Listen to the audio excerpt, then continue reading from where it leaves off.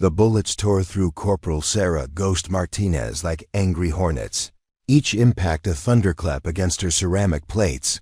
14 rounds. She counted them later when the medics were digging fragments from places bullets shouldn't go. But in that moment, crouched behind a crumbling concrete barrier in Fallujah's industrial district, counting wasn't on her mind. Surviving was.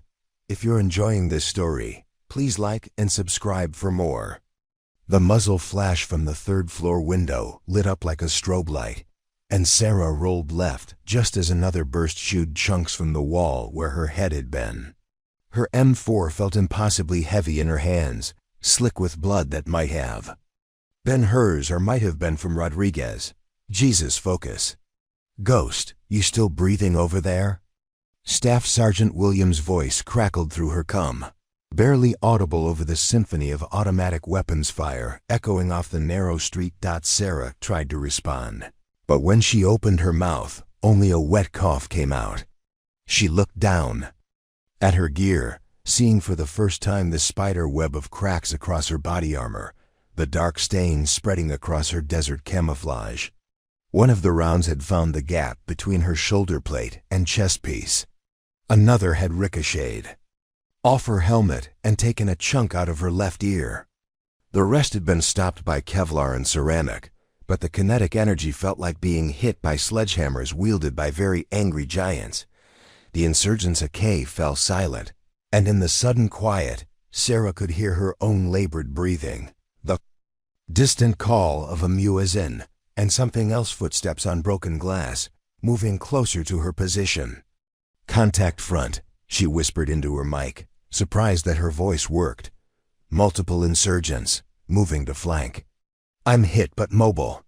She wasn't sure about the mobile part yet, but Marines didn't stay down. That was the first rule of staying alive in Fallujah. The second rule was that your brothers would come for you, no matter what. Sarah believed in both rules with religious conviction, even as her vision started to tunnel and the world took on that strange, hyperreal quality that came with significant blood loss. Later that same day, when Staff Sergeant Marcus Williams got the call that Ghost was trapped in a building surrounded by insurgents, he didn't hesitate. Neither did the rest of Raider Team 7. You didn't leave Marines behind. Especially not Marines like Sarah Martinez, who had earned her call sign Ghost by appearing exactly where the enemy least expected her, then disappearing before they could return fire. The irony wasn't lost on Williams that now Ghost was the one who needed rescuing. Loving this story? Hit like, share with friends, and subscribe for more epic tales. 1 week before Sarah Martinez took 14 rounds in a Fallujah side street, she was cleaning her rifle in the forward operating base's makeshift armory, listening to Lance Corporal Tommy Chun tell yet another story about his girlfriend back in San Diego. I'm telling you, Ghost, this girl is something else, Chun said, running a bore brush through his M16's barrel with the methodical precision that kept Marines alive. She sent me a care package with homemade cookies and a letter written on paper that smells like vanilla. Vanilla, huh? Sarah didn't look up from her weapon, but she was smiling. Chun's girlfriend stories were legendary in Raider Team 7, not because they were particularly exciting, but because they provided a connection to a world where the biggest worry was whether in and out was better than 5 guys. Staff Sergeant Marcus Williams looked up from the intelligence reports spread across a folding table. At 28, Williams was experienced for a Marine, with gray already threading through his close-cropped black hair and lines around his eyes that spoke of too many deployments in too many hot places. But his voice still carried the authority that had kept his team alive through 2 tours in Afghanistan and now 6 months in Iraq. Chun, if you spent half as much time thinking about tactics as you do about that girl, maybe you wouldn't have walked into that IED last week. That wasn't my fault, Staff Sergeant, Chun protested. Intel said the road was clear. Intel says a lot of things, Williams replied. Most of them are wrong. That's why we have Marines to deal with the things Intel doesn't know about. Sarah finished reassembling her M4 and cycled the action, listening to the satisfying mechanical click. That meant everything was properly aligned. Her weapon was her responsibility, her lifeline, and her closest companion in a place where trust could mean the difference between going home and going home in a box. The rest of Raider Team 7 was spread around the armory, Thompson on demolitions, Rodriguez handling sniper gear, Santos organizing medical supplies, and Kim checking communications equipment. "Ghost," Williams said, looking up from his reports. "You're taking point on tomorrow's patrol." "We're checking out reports of weapons caches in the industrial district." Sarah nodded. Taking point meant being first through doors, first around corners, first to meet whatever waited in Fallujah's maze of streets and buildings. It was dangerous work, but Sarah had earned her position through a combination of instinct, skill, and the kind of luck that Marines preferred not to think about too hard. "What kind of weapons?" she asked. "The kind that make big holes in things," Thompson interjected. "I'd components, RPGs, maybe some mortar. The usual insurgent Christmas list." Williams consulted his notes. "Intelligence suggests a fairly sophisticated operation. Multiple buildings, possible tunnel connections, definitely booby-trapped.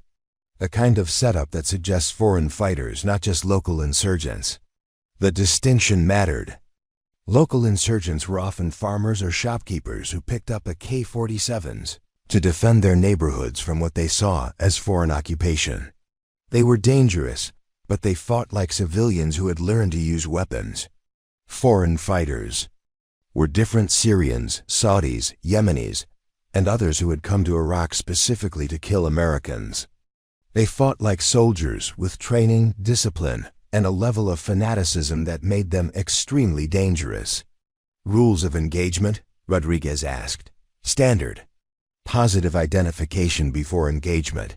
But if someone's shooting at you, shoot back harder." Williams folded his maps and looked around the room. "This is a reconnaissance mission, people. We go in, we look around, we come back with information.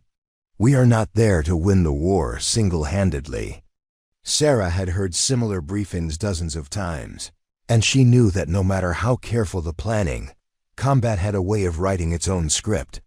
The best-laid plans rarely survived contact with the enemy, which was why Marines trained to adapt, improvise, and overcome whatever circumstances threw at them. "Any questions?" Williams asked. Chun raised his hand.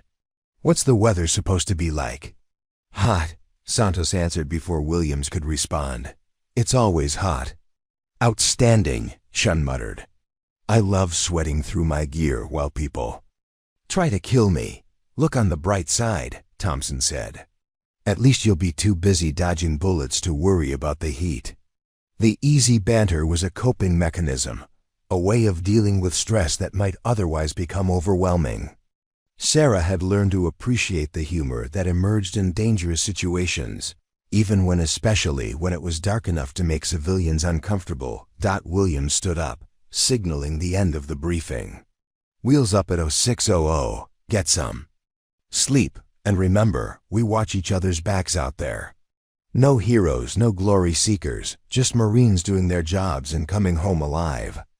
As the team dispersed to their individual preparations, Sarah remained in the armory, double-checking her gear one more time. Her body armor was rated to stop rifle rounds, but she knew that protection was never absolute.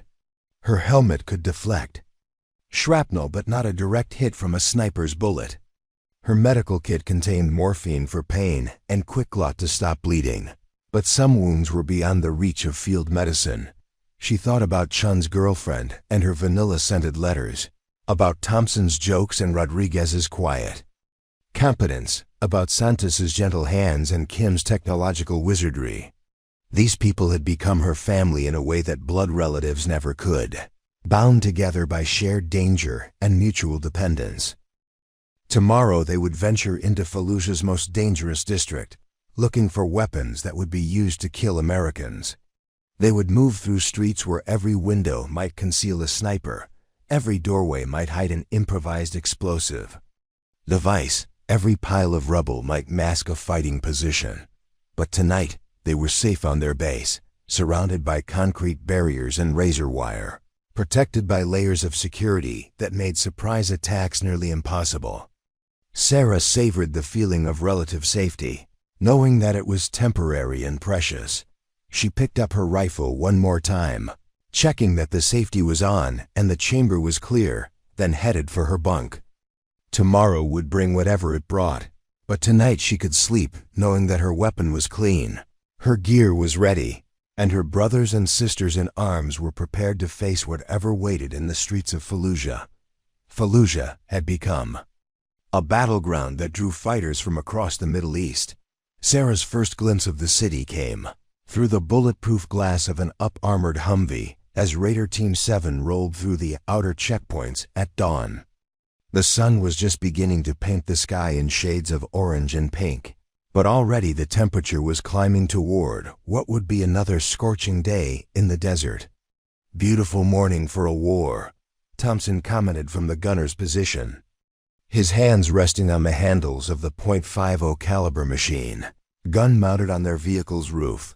The city spread out before them like a concrete maze, all flat roofs and narrow alleys, satellite dishes and telephone poles, the detritus of modern life scattered across streets that had been old when Rome was young. But there was something wrong with the picture, something that took Sarah a moment to identify. "Where is everyone?" She asked Dot Williams, who was riding in the passenger seat, scanned the empty streets through his binoculars. "Good question. Intel said there should be normal civilian activity by now." The absence of people was more ominous than their presence would have been. In a healthy city, dawn brought vendors setting up their stalls, children walking to school, workers heading to their jobs. Empty streets in Fallujah meant one of two things. Either the civilians knew something dangerous was about to happen, or they had been forced to leave. "Could be a trap," Rodriguez said from his position behind the driver. As the team's designated marksman, his job was to watch for threats at long range, which meant he had developed an almost supernatural ability to read the landscape for signs of danger. "Could be," Williams agreed. "Kim, what are you getting on the radio?" Lance Corporal Kim, wedged between Rodriguez and Santos in the Humvee's cramped back seat, had been monitoring Iraqi communications since they left the base. His equipment could intercept cell phone calls, radio transmissions, and even some encrypted military communications, providing an electronic window into the insurgents' activities. "Lot of chatter on the insurgent frequencies," Kim reported. "But it's all coded. Something about the delivery arriving on schedule and the shopkeeper being ready. Classic operational security language." Sarah's pulse quickened as they approached the target. Their driver, a Marine from another unit who had volunteered for the dangerous job of transporting special operations teams, navigated the empty streets with practiced caution. Every intersection was a potential kill zone, every pile of rubble a possible hiding place for an improvised explosive device. "Turn left up here," Williams instructed, consulting his map. The target building should be about 3 blocks ahead. The industrial district was a maze of workshops, warehouses, and small factories that had once produced everything from textiles to automotive parts. Most of the businesses had closed when the war started, leaving behind empty buildings that were perfect for hiding weapons, training fighters, or launching attacks against coalition forces. As they rounded a corner, Sarah got her first look at their objective, a cluster of 3-story concrete buildings surrounded by a wall that had once been white but was now stained with smoke and pockmarked with bullet holes. The compound looked deserted, but Sarah knew that appearances in Fallujah were almost always deceiving. "That's it," Williams confirmed. "Building complex Charlie 7. Intelligence says it's being used as a weapons storage and training facility." Their Humvee pulled to a stop in an alley about 200 meters from the target, far enough away to avoid immediate detection, but close enough to reach quickly if the situation went bad.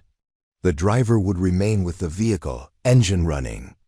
Ready to provide covering fire or evacuation as needed. Williams opened his door and stepped out, immediately taking a knee and scanning for threats while the rest of the team dismounted.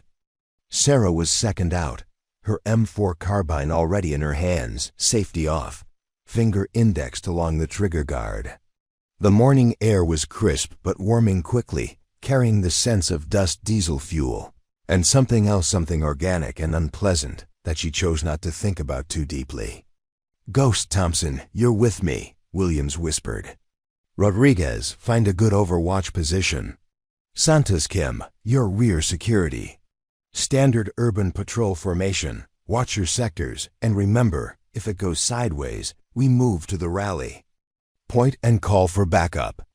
The rally point was a predetermined location where the team would regroup if they were separated during combat. It was basic infantry tactics, drilled into every Marine until it became instinctive. But Sarah appreciated Williams's attention to detail. Good leaders constantly reinforce the basics, because in combat, basic mistakes got people killed. They moved through the empty streets like ghosts themselves, using available cover and staying in the shadows cast by buildings and vehicles. Sarah took point, her senses hyper-alert for any sign of danger, the glint of sunlight off a rifle scope, the scrape of a boot on concrete, the metallic click of a weapon being prepared for action. The compound's main gate was secured with a heavy chain and padlock, but Thompson made quick work of both with a set of bolt cutters. The gate swung open on well-oiled hinges, which struck Sarah as significant. Abandoned buildings didn't usually have well-maintained gates. "Someone's been taking care of this place," she whispered into her mic. "Roger that," Williams replied. "Stay sharp." The courtyard beyond the gate was empty except for a few rusted barrels and some debris that might once have been furniture. But Sarah noticed fresh tire tracks in the dirt and the kind of worn paths that indicated regular foot traffic. This place wasn't abandoned. It was actively being used. Williams held up his fist, the universal signal for freeze, and pointed toward the main building. Sarah followed his gaze and saw what had caught his attention, a window on the second floor where the glass had been carefully removed and replaced with a sheet of dark fabric. It was a perfect sniper's nest, with clear fields of fire covering the courtyard and approaches to the building. But if there was a sniper in that window, he wasn't shooting. Yet Thompson moved up beside Sarah, his M4 equipped with an M203 grenade launcher that could put high explosive rounds through windows or doors with devastating effect. He was grinning, which was never a good sign. Thompson grinned when he was about to blow something up. "What do you think, Ghost?" Williams asked quietly, trap or coincidence. Sarah studied the building, looking for any sign of movement or threat.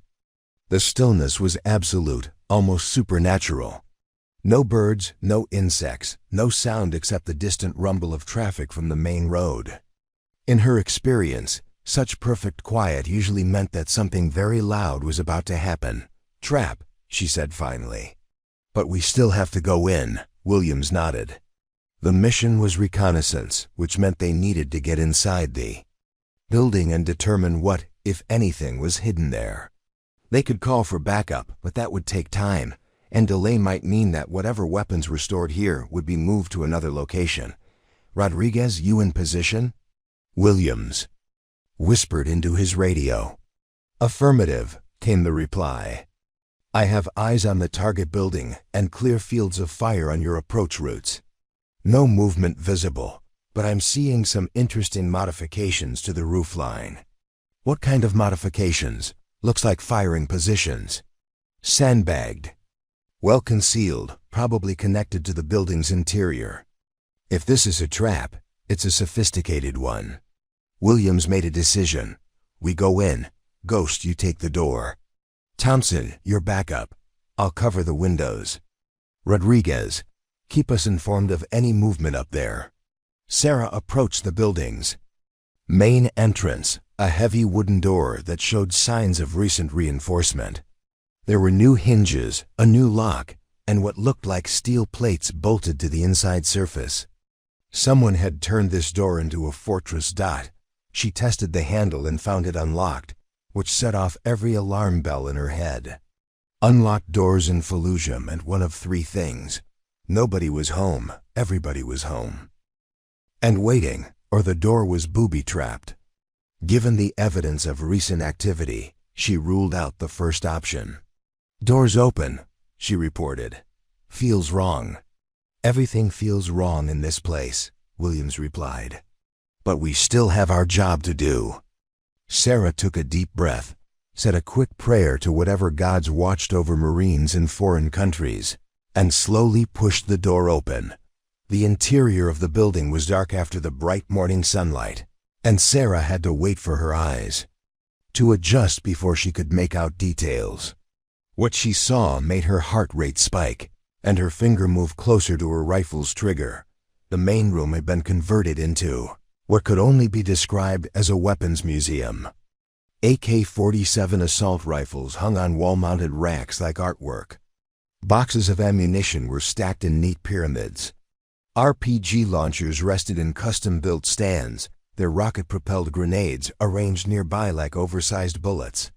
There were mortar, machine guns, plastic explosives, and crates full of items that Sarah couldn't immediately identify, but that looked extremely dangerous.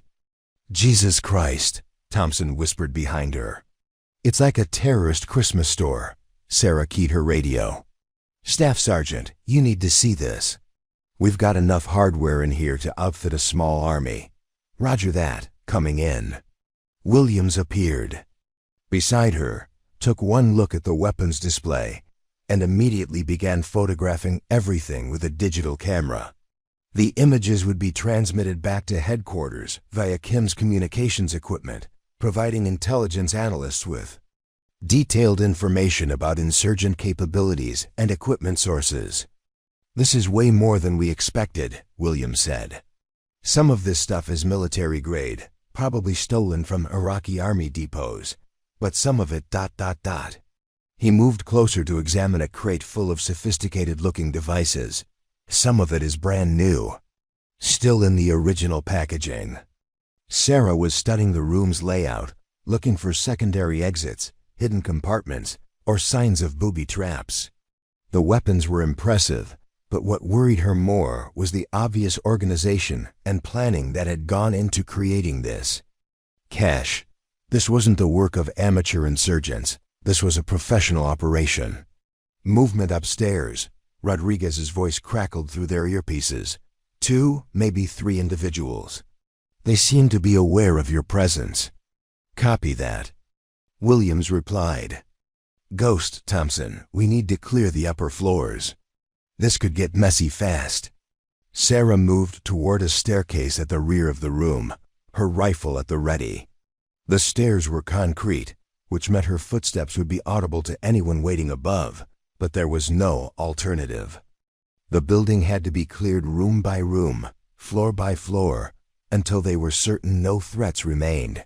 The first step creaked under her weight, a sound that seemed incredibly loud in the building's silence.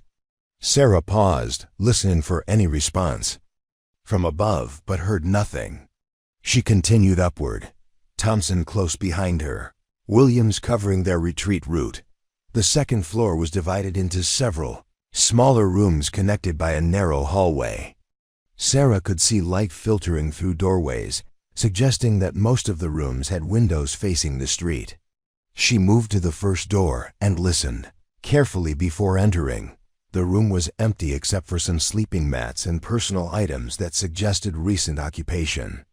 There were prayer rugs, copies of the Quran, and photographs of men in traditional Arab dress. But there were also maps of Fallujah with coalition bases marked in red, photographs of American vehicles, and what appeared to be surveillance notes, written in Arabic. "Intel was right," she whispered to Williams. "This place is definitely being used for operational planning." Williams photographed the maps and documents while Thompson kept watch in the hallway. Sarah moved to the window and carefully peered outside, using the fabric that covered the glass to conceal her presence. What she saw made her blood Run cold. The courtyard below was no longer empty. At least a dozen men in civilian clothes had appeared as if from nowhere, all carrying weapons, all moving with the coordinated precision of trained fighters. They were surrounding the building, cutting off any escape routes. "Contact," she hissed into her radio. Multiple insurgents in the courtyard were surrounded.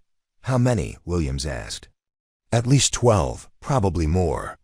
They've got us boxed in." Williams moved to another window and confirmed her assessment. "Rodriguez, what's your status?" "I count 15 hostiles in the courtyard, plus more moving into position in adjacent buildings." "You guys walked into a hornet's nest."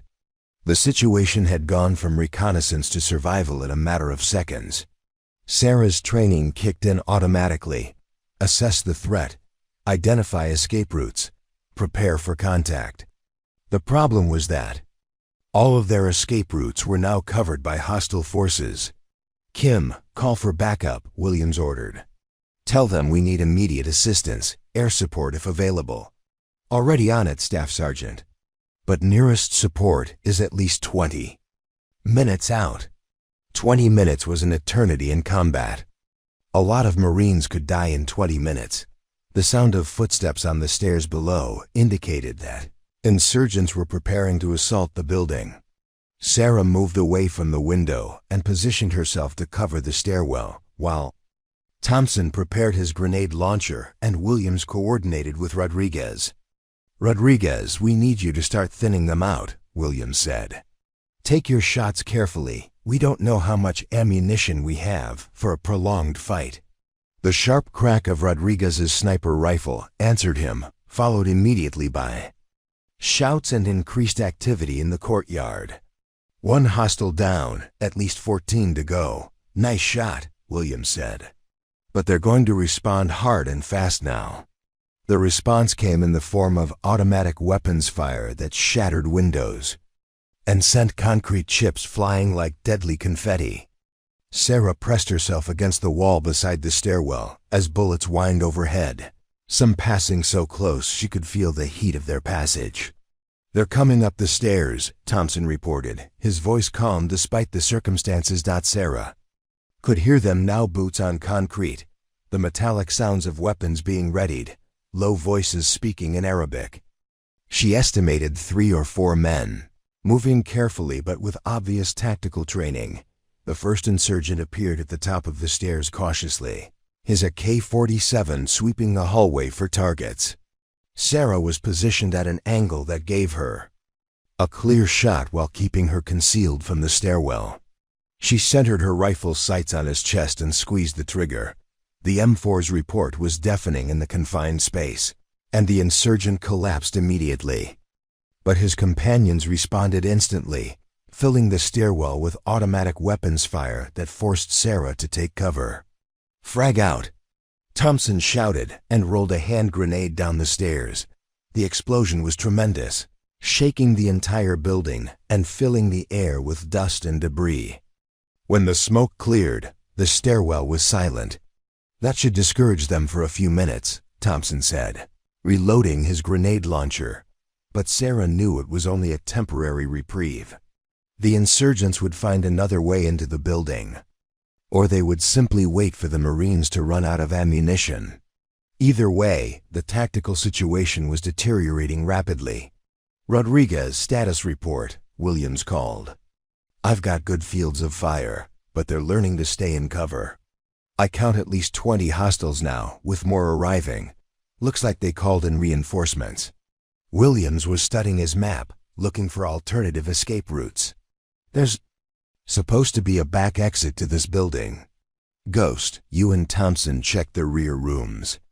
Maybe we can punch out through the back." Sarah and Thompson moved through the building's rear section, checking each room for both threats and escape routes. What they found was worse than they had feared. The rear exit had been welded shut and blocked with concrete barriers. Whoever had prepared this ambush had been very thorough. "Negative on the back exit," Sarah reported. "We're locked in tight." The sound of renewed activity from the stairwell indicated that the insurgents were preparing another assault.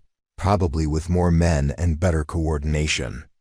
Sarah could hear them talking, and while she didn't speak Arabic, the tone was clearly that of professionals planning a military operation.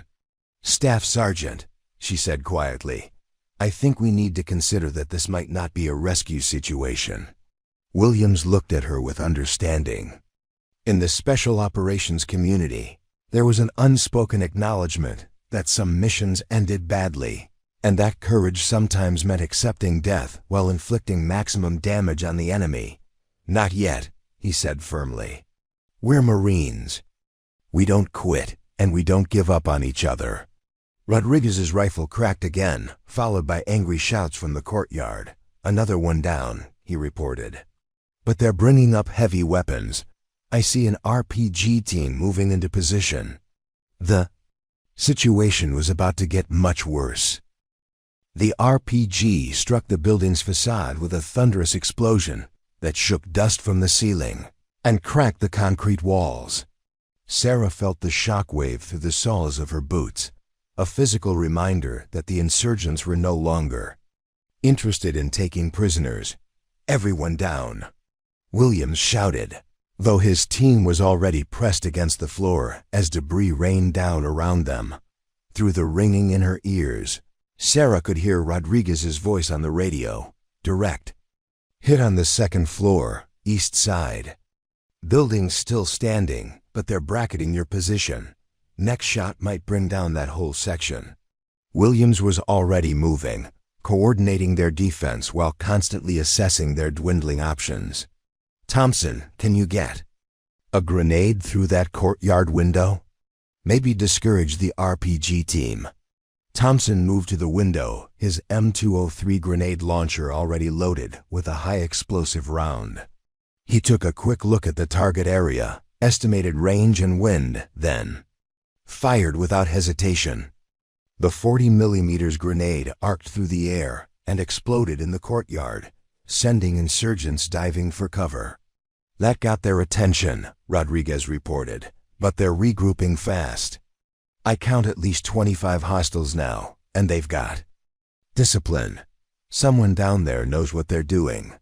Sarah was beginning to understand the sophistication of the trap they had walked into. This wasn't a random ambush, it was a carefully planned operation, designed to capture or kill American Special Operations Forces. The weapons cache had been bait, the empty streets had been preparation, and their current situation had been inevitable from the moment they entered the compound. "Kim, what's the word on backup?" Williams asked.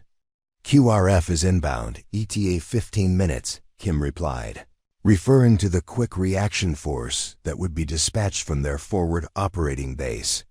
"But they're going to have to fight their way through the city to reach us. The insurgents have set up roadblocks and are engaging our reinforcements." 15 minutes was still too long. Sarah could hear the insurgents organizing another assault, and this time they would come prepared for the Marines' defensive positions.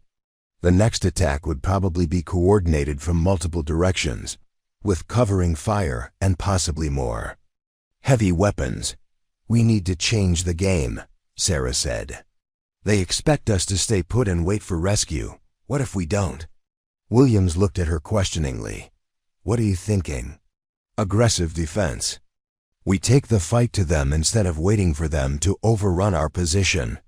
"Thompson, how much explosive ordnance do you have left?" Thompson did a quick inventory of his gear. 4 grenades for the launcher, 6 hand grenades, and about 2 pounds of C4 plastic explosive. Not enough to bring down the building, but enough to make things interesting. Sarah was formulating a plan that was either brilliant or suicidal, and possibly both. What if we rigged the stairwell with explosives, then go out the windows? Use the courtyard wall for cover and try to break out of their encirclement? "That's extremely dangerous," Williams said. But he was considering it, which meant he understood that their current position was untenable. More dangerous than staying here and letting them bring up mortar or heavy machine guns. Sarah asked out before Williams could answer. Another RPG struck the building, this time hitting the 3rd floor directly above their position. The explosion was followed by the sound of concrete and steel collapsing, and suddenly the ceiling was sagging ominously. "Buildings compromised," Rodriguez reported urgently. "That hit took out major structural supports. Another direct hit could bring down the whole thing." Williams made his decision. "Thompson, rig the stairwell. Ghost, prepare ropes for window. Descent, Rodriguez, keep them pinned down as long as possible. We're going to try to punch out of here." Sarah moved to the window facing the alley where their Humvee was parked. The drop was about 20 feet onto concrete, survivable with proper technique but dangerous under fire. She secured a rappelling rope to a structural beam that looked solid, enough to support her weight. Thompson was working with focused intensity, placing C4 charges at strategic points in the stairwell and connecting them to a remote detonator. The explosives wouldn't just block the stairs, they would collapse that entire section of the building onto anyone trying to use it. "Rodriguez, we need covering fire in 30 seconds, Williams said. "Put as many rounds downrange as you can. Make them keep their heads down." "Copy that." Switching to semi-automatic fire for maximum suppression. Rodriguez's M110 sniper rifle began a steady rhythm of carefully aimed shots, each one forcing the insurgents to take cover or risk being hit. His marksmanship was keeping their heads down, but Sarah knew it was temporary. Professional fighters would adapt quickly to sniper fire. "Charges set," Thompson reported. "When I detonate, we'll have about 10 seconds before the whole stairwell comes down." Williams looked around at his team, his family, knowing that what they were about to attempt would likely result in casualties. In special operations, leaders sometimes face choices where all options led to loss, and success was measured by how many of your people came home. "Rodriguez, you copy our plan?" Williams asked. "Affirmative. I'll maintain overwatch as long as possible, then move to secondary position." "Negative," Williams said firmly. "When we go out those windows, you move immediately to the rally point. Don't try to be a hero." "Roger that, Staff Sergeant." Sarah tested her rope one more time, checking that it was properly secured and that her descent route was clear of obstacles. Through the window, she could see muzzle flashes in the courtyard as the insurgents maintained their siege of the building. "Everyone ready?" Williams asked. Nods around the room. Sarah felt the familiar pre-combat calm settling over her, the psychological state where time seemed to slow down and her senses became hyperacute. This was the moment when training took over from conscious thought, when muscle memory and instinct guided actions. "Thompson, execute." The explosion was tremendous, shaking the entire building and filling the air with dust and concrete fragments. Sarah was already moving, rappelling out the window as fast as she dared while the insurgents were disoriented by the blast. She hit the ground hard, rolled to absorb the impact, and immediately sought cover behind a concrete barrier. Williams landed beside her seconds later, followed by Thompson and Kim. Santos was last down the rope, her medical pack making her descent more cumbersome, but still controlled. "Rodriguez, status?" Williams called into his radio. "Moving to secondary position now. You've got about 30 seconds before they reorganize and start looking for you." Sarah could already hear shouts and running footsteps as the insurgents realized their prey had escaped the building. The Marines had gained a temporary advantage through surprise and aggressive action, but they were still outnumbered and surrounded. "Vehicles 200 meters, Williams said, pointing toward the alley where their Humvee waited. "We move fast and low, use available cover, stay together." They moved through the urban landscape like a well-oiled machine, each Marine covering specific sectors while maintaining formation. Sarah took point again, her rifle ready as she led them through a maze of abandoned vehicles and concrete barriers. The first insurgent appeared around a corner 50 meters ahead, his AK-47 already swinging toward them. Sarah's M4 spoke first, a controlled pair of shots that dropped him before he could fire. But his appearance meant the enemy was already repositioning to intercept their escape route. "Contact front," she reported, continuing to move while scanning. For additional threats, Williams was coordinating with Rodriguez, who was providing overwatch from his elevated position. "Rodriguez, we need you to suppress that rooftop position at grid 274. On it." The sharp crack of the sniper rifle was followed by silence from the rooftop where muzzle flashes had been visible moments before. Rodriguez was systematically eliminating threats that could interfere with their extraction.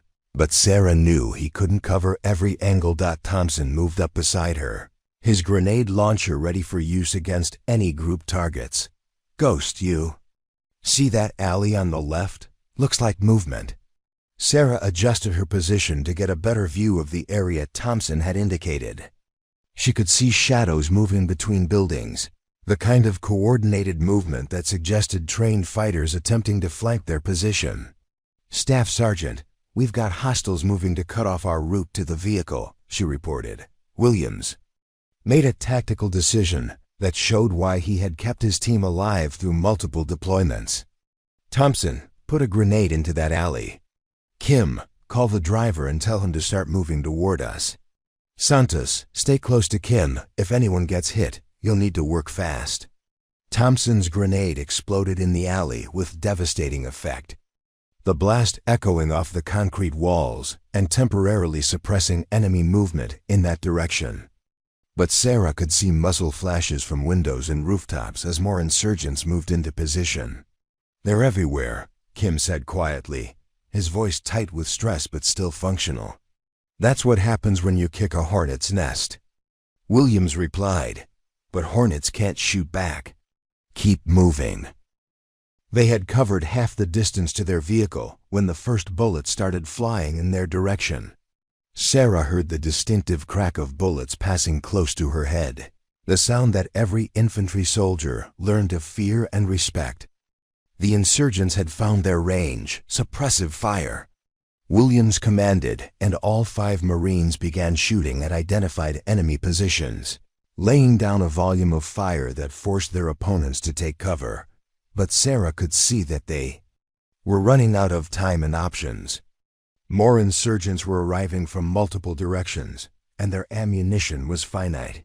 Even if they reached their vehicle, the route back to base led through streets that could be blocked or mined. "Rodriguez, we need immediate exfiltration." "Support," Williams said into his radio. "Working on it," Rodriguez replied. "I've got eyes on a possible route through the industrial complex to the east. Looks clear for now, but you'd have to move fast." "Copy that. Guide us in." They changed direction, moving toward the route Rodriguez had identified while maintaining their defensive formation. Sarah could feel sweat running down her back despite the morning chill, a combination of physical exertion and combat stress. That was familiar but never comfortable. The industrial complex Rodriguez had identified consisted of several large warehouses connected by loading docks and service roads. It offered more cover than the open streets, but also more places for ambushes. As they approached the first building, Sarah noticed that the windows had been broken out and the doors were standing open. "Looks too convenient," she said to Williams. "Everything in this city looks too convenient," he replied. "But we don't have many options left." They entered the warehouse complex with extreme caution, clearing each building and corridor before advancing. The structures were mostly empty, containing only the remnants of whatever businesses had operated there before the war transformed Fallujah into a battleground. But as they moved deeper into the complex, Sarah began to notice signs of recent occupation: fresh food wrappers, recently used sleeping areas, weapons cleaning materials. This place wasn't abandoned. It was being used as a staging area. "Staff Sergeant," she said quietly, "I think we just walked into another setup." Before Williams could respond, automatic weapons fire erupted from multiple positions within the warehouse complex. The Marines had indeed walked into another trap, one that had been prepared as a backup in case they escaped the first ambush site. The warehouse erupted in a symphony of gunfire as hidden insurgents opened up from concealed positions throughout the complex. Sarah dove behind a concrete loading dock as bullets sparked off metal surfaces and shattered the remaining windows above her head. Ambush! Multiple contacts! Williams shouted into his radio, though the distinction was academic at this point. They had been fighting continuously for over an hour, and their ammunition was running dangerously low. Thompson rolled behind cover next to Sarah, his face grim but determined. "These guys had this whole thing planned out," he said, reloading his M4. "They knew exactly where we'd run when the first position got too hot." Sarah was counting muzzle flashes, trying to determine how many shooters they were facing and where. They were positioned. The insurgents had chosen their positions, well-elevated firing points, with overlapping fields of fire and good cover from return fire. "At least 8 shooters," she reported to Williams. "Maybe more. They've got us in." A crossfire. Kim was pressed against a concrete pillar, his radio equipment scattered around him as he tried to maintain communications with their base in Rodriguez. "QRF is still 10 minutes out," he called. "And Rodriguez says the insurgents are moving heavy weapons into position around the original target building." The tactical situation was deteriorating rapidly. They were trapped in a warehouse complex with limited ammunition, facing an unknown number of enemy fighters who had demonstrated sophisticated planning and coordination. Even if they survived the next few minutes, their extraction route was being systematically blocked. Santos moved between the team members, checking for wounds and redistributing ammunition from those who had more to those who were running low. Her movements were calm and professional despite the bullets flying overhead, a testament to her training and experience. "Anyone hit?" she asked. "Negative," Williams replied. "But we're burning through ammo fast." "Thompson, how much explosive ordnance do you have left?" "2 grenades for the launcher, 4 hand grenades," Thompson answered. "And about half a pound of C4. Williams was studying the warehouse layout, looking for anything that could be used to their advantage. The building was essentially a large open space with concrete pillars supporting a steel roof, loading docks on 2 sides, and offices in the rear section. "Ghost, you see that electrical junction box on the far wall?" he asked. Sarah followed his gaze and saw what he was pointing at, a large electrical panel that probably controlled power to the entire complex. "You thinking what I think you're thinking? If we can kill the lights, we might be able to move without being seen. These guys are using the high windows for shooting positions, but they won't be able to see us in the dark." It was a desperate plan, but desperation was becoming their normal operating condition. Sarah studied the route to the electrical panel, calculating distances and cover points. It was about 40 meters through an area that was partially exposed to enemy fire. "I can make it," she said. "Negative," Williams replied firmly. "Too dangerous. We'll find another way." But Sarah was already moving, using her knowledge of the insurgents' firing positions to plot a route that would minimize her exposure. She sprinted from cover to cover, drawing fire that forced the enemy shooters to reveal their positions to her teammates. Williams coordinated the covering fire, directing Thompson and Kim to suppress specific targets while Sarah made her dash toward the electrical panel. Rodriguez, still in his overwatch position outside the warehouse, was providing additional support by engaging insurgents, who tried to move to better firing positions as Sarah reached the electrical panel as bullets sparked off concrete around her. The panel was secured with a simple padlock that she shot off with her M4, then yanked open the metal door to reveal rows of circuit breakers and electrical switches. "Kill everything," Williams commanded over the radio. Sarah began flipping switches and pulling circuit breakers, and the warehouse gradually went dark as sections of the lighting system shut down. Within 30 seconds, the entire complex was plunged into darkness except for the dim light filtering through broken windows. Sudden darkness disrupted the insurgents' aimed fire. giving the Marines their first tactical advantage since the ambush began. But Sarah knew it was temporary. The enemy would adapt quickly, possibly using flashlights or moving to positions with better natural light. "Move now," Williams ordered. "Rally point is the rear office section. Use night vision if you have it." Sarah activated the night vision device mounted on her helmet and began moving through the darkened warehouse. The green-tinted world revealed by the technology showed her teammates as pale figures moving through shadows while insurgent muzzle flashes created brief flares of white light. She reached the office section first, finding it empty except for some abandoned furniture and paperwork. Williams arrived seconds later, followed by Thompson, Kim, and Santos. They had successfully disengaged from the ambush site, but they were still trapped in the warehouse complex. "Rodriguez, status?" Williams called. "I count at least 15. Insurgents in your building, plus more moving to surround the complex. They've got discipline. Someone's coordinating their movements." Williams was studying a building schematic he had found in one of the offices, looking for exit routes that might not be covered by enemy forces. "There's supposed to be a service tunnel that connects this building to the one next door," he said. "If we can find it, maybe we can get out without fighting through their positions." Thompson was examining the office area with his flashlight, careful to keep the beam pointed away from windows where it might be seen by insurgents. "Found something," he called quietly. "Trapdoor in the floor. Looks like it leads to some kind of basement or utility area." Sarah moved to examine Thompson's discovery. The trapdoor was heavy steel, painted to match the concrete floor, and nearly invisible unless you knew what to look for. She grabbed the handle and pulled it open, revealing a ladder that descended into darkness. "Could be a trap," she said. "Everything's a trap in this place," Williams replied. "But it's better than staying here and letting them organize another assault." Kim was monitoring insurgent communications, his electronic equipment providing a window into enemy planning.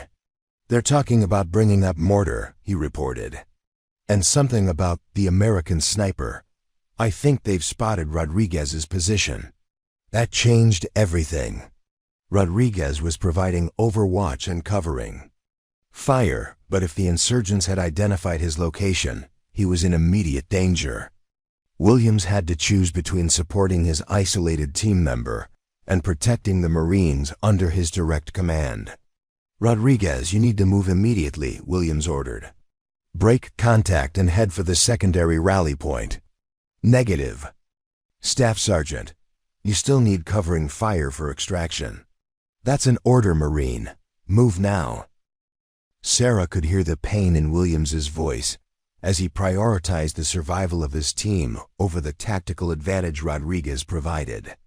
It was the kind of decision that leaders would replay in their minds for the rest of their lives, regardless of the outcome. "Copy that," Rodriguez replied reluctantly. "Moving to secondary position. Watch yourselves down there." Williams turned to his remaining team members. "We're going down that tunnel. Ghost, your point. Thompson, your rear guard. Everyone else stays between them. We move fast, we move quiet, and we pray this tunnel leads somewhere useful." Sarah descended the ladder into the underground space, her night vision revealing a narrow concrete tunnel that stretched away into darkness. The air was stale and smelled of moisture and something else, something that made her think of places where people had died, but it was their only option. Behind them, the warehouse was filling with insurgents who would soon organize a systematic search. Ahead lay the unknown, which in Fallujah was often preferable to the known. "Tunnel's clear," she reported, beginning to move through the underground passage. Heading east, approximately parallel to the main street. The tunnel was barely wide enough for a person to walk upright, with rough concrete walls that showed signs of hasty construction.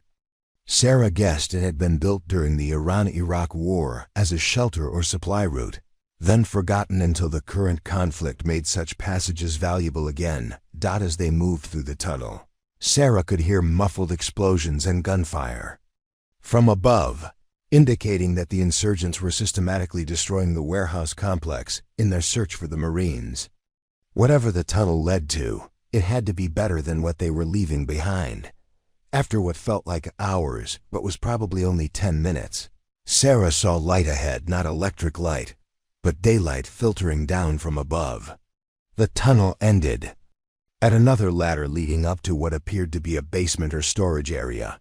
"End of the line," she reported. "Ladder leads up to ground level." Williams moved up beside her to examine the exit. "Kim, any communications from the QRF?" "There. 2 minutes out from the original target building," Kim replied.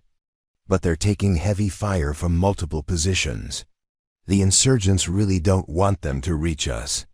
Sarah climbed the ladder and carefully pushed open the trapdoor at the top. She found herself in the basement of what appeared to be a private residence with concrete walls and a few pieces of stored furniture.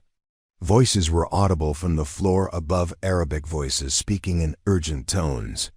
"Occupied building," she whispered down to Williams. "At least 2 people upstairs. Maybe more." Williams made another command decision. "We clear the building. Take them alive if possible, but our priority is getting out of here alive." Sarah moved up the stairs from the basement, her rifle ready but hoping she wouldn't have to use it against civilians. At the top of the stairs, she found a door that opened into what appeared to be a kitchen area. Through the doorway, she could see 2 men in traditional Arab dress standing near a window, looking out at the street. One was speaking rapidly into a cell phone while the other watched the warehouse complex, where explosions were still visible. The men turned as Sarah entered the room, their faces showing surprise rather than fear. One of them said something in Arabic that sounded like a question. Sarah couldn't understand the words, but the tone suggested they were asking who she was and what she was doing in their house. "American military," she said in English, hoping they might understand. "We need safe passage." The man with the cell phone said something else in Arabic, then closed the phone and set it on a table. His companion moved toward what looked like a kitchen knife, but stopped when Sarah raised her rifle. Williams appeared beside her, followed by the rest of the team. The presence of 5 armed Marines in their kitchen clearly overwhelmed the 2 civilians, who raised their hands and stepped back against the wall. "Search the house," Williams ordered. "Make sure we're alone. Kim, see if you can figure out who they were talking to on that phone." Thompson and Santos moved through the house while Kim examined the cell phone. Sarah kept her rifle trained on the 2 men, who seemed more confused than hostile. They appeared to be ordinary civilians who had been caught in the wrong place at the wrong time. "House is clear," Thompson reported. "Looks like just these 2 guys." Kim was scrolling through the cell phone's recent calls. Last number dialed was to someone listed as Ahmad. Could be a relative, could be an insurgent commander. No way to tell without making the call. Williams was studying a map of the neighborhood that he had found on the kitchen table. "We're about 6 blocks from the original target site," he said. "If we can get to the main road, the QRF should be able to extract us." But Sarah was watching the 2 civilians, trying to read their expressions and body language. Something about their behavior was bothering her. They seemed too calm for people who had just found armed Marines in their kitchen. "Staff Sergeant," she said quietly, "something feels wrong about this." Before Williams could respond, automatic weapons fire erupted from the street outside, and Sarah saw muzzle flashes through the kitchen window. The house was surrounded. The windows of the house exploded inward, as automatic weapons fire raked the building from multiple directions. Sarah threw herself to the floor, pulling one of the civilians down with her as glass shards rained down like deadly snow. "They followed us through the tunnel," Thompson shouted over the gunfire, taking cover behind the kitchen's stone counter. Williams was already coordinating their defense, his voice calm despite the chaos erupting around them. "Defensive positions, watch all approaches. Kim, get me a status on the QRF." Sarah realized with growing horror that their escape through the tunnel had been anticipated. The insurgents hadn't been searching randomly through the warehouse. They had been driving the Marines toward this specific location. The two civilians in the kitchen weren't innocent bystanders. They were part of the trap. "The phone call," she said to Williams. "They were reporting our position." One of the civilians was reaching for something under his robe, and Sarah reacted instinctively, grabbing his wrist and finding a pistol concealed in his clothing. The man struggled briefly, then relaxed when Sarah pressed her rifle's muzzle against his temple. "Check the other one," she ordered. Santos found a similar weapon on the second man, plus a radio that was still transmitting. Voices in Arabic were coming through the device, apparently coordinating the attack on the house. Williams took the radio and listened to the insurgent communications for a moment. Although he didn't speak Arabic, the urgency and coordination in the voices told him everything he needed to know about their tactical situation. "They're not just surrounding this house," he said. "They're coordinating with the forces engaging the QRF. This is a division-level operation." Kim was hunched over his communications equipment, trying to reach anyone who could provide assistance. "QRF is pinned down 4 blocks away," he reported. "They're taking heavy casualties and can't advance. Air support is being diverted to assist them." The implications were clear. No help was coming. Raider Team 7 was on their own, trapped in a house with finite ammunition, facing an enemy force that had demonstrated sophisticated planning and seemingly unlimited resources. Thompson moved to a window and carefully observed the street outside. "I count at least 20 hostiles in visible positions," he reported. "Probably more in the buildings across the street. They've got us locked down tight." Sarah was thinking about their tactical options, all of which seemed to lead to the same conclusion. They could fight from the house until their ammunition ran out. They could attempt to break out and be cut down in the street, or they could surrender and hope for treatment according to the Geneva Convention, an outcome that seemed unlikely given the insurgents' behavior so far. "Staff Sergeant," she said quietly, "we need to discuss contingencies." Williams understood what she was suggesting. In special operations, there were protocols for situations where capture was imminent and the intelligence value of prisoners was too great to risk. But those protocols involved decisions that no military leader wanted to make. "Not yet," Williams said firmly. "We're Marines. We don't quit." Santos had been examining their ammunition situation, counting magazines and loose rounds from all team members. "We've got maybe 20 minutes of sustained fire," she reported. "Less if they bring up heavy weapons." As if summoned by her words, an RPG struck the house's front wall with a tremendous explosion that shook the entire structure. Dust and debris filled the air, and Sarah could see daylight through a hole that had been blown in the wall. "Buildings compromised," Thompson observed with characteristic understatement. "Another hit like that could bring down the whole place." Kim suddenly looked up from his radio equipment, his face showing the first expression of hope Sarah had seen all day. "I'm getting something on the emergency frequency," he said. "Sounds like ... Wait, that's Rodriguez." Williams grabbed the radio handset. "Rodriguez, what's your status?" "Rodriguez, we're at the extraction point," Williams called over the radio. "Copy that. I'm moving to the secondary exfil site. See you back at base." The LAV began moving immediately, its armor shrugging off small arms fire while the gunner continued to engage insurgent positions. Sarah found herself crammed into the vehicle's cramped interior with her teammates, the 2 prisoners, and the QRF Marines who had risked their lives to rescue them. "Glad to see you guys," the QRF leader said. He was a captain Sarah didn't recognize, young but with the confident bearing of someone who had been tested in combat. "We heard you were having a bad day." "That's one way to put it," Williams replied. "How many casualties did you take getting to us?" 2 wounded. Number Kier. Your sniper friend saved our bacon more than once. he took out an RPG team that was about to ruin our whole day. As the LAV continued its journey back toward the forward operating base, Sarah felt the adrenaline beginning to fade from her system. The aftermath of combat was always strange, a combination of relief, exhaustion, and the surreal realization that she was still alive when the odds had suggested otherwise. Kim was already transmitting their after-action report to headquarters, providing intelligence analysts with detailed information about the insurgent operation they had encountered.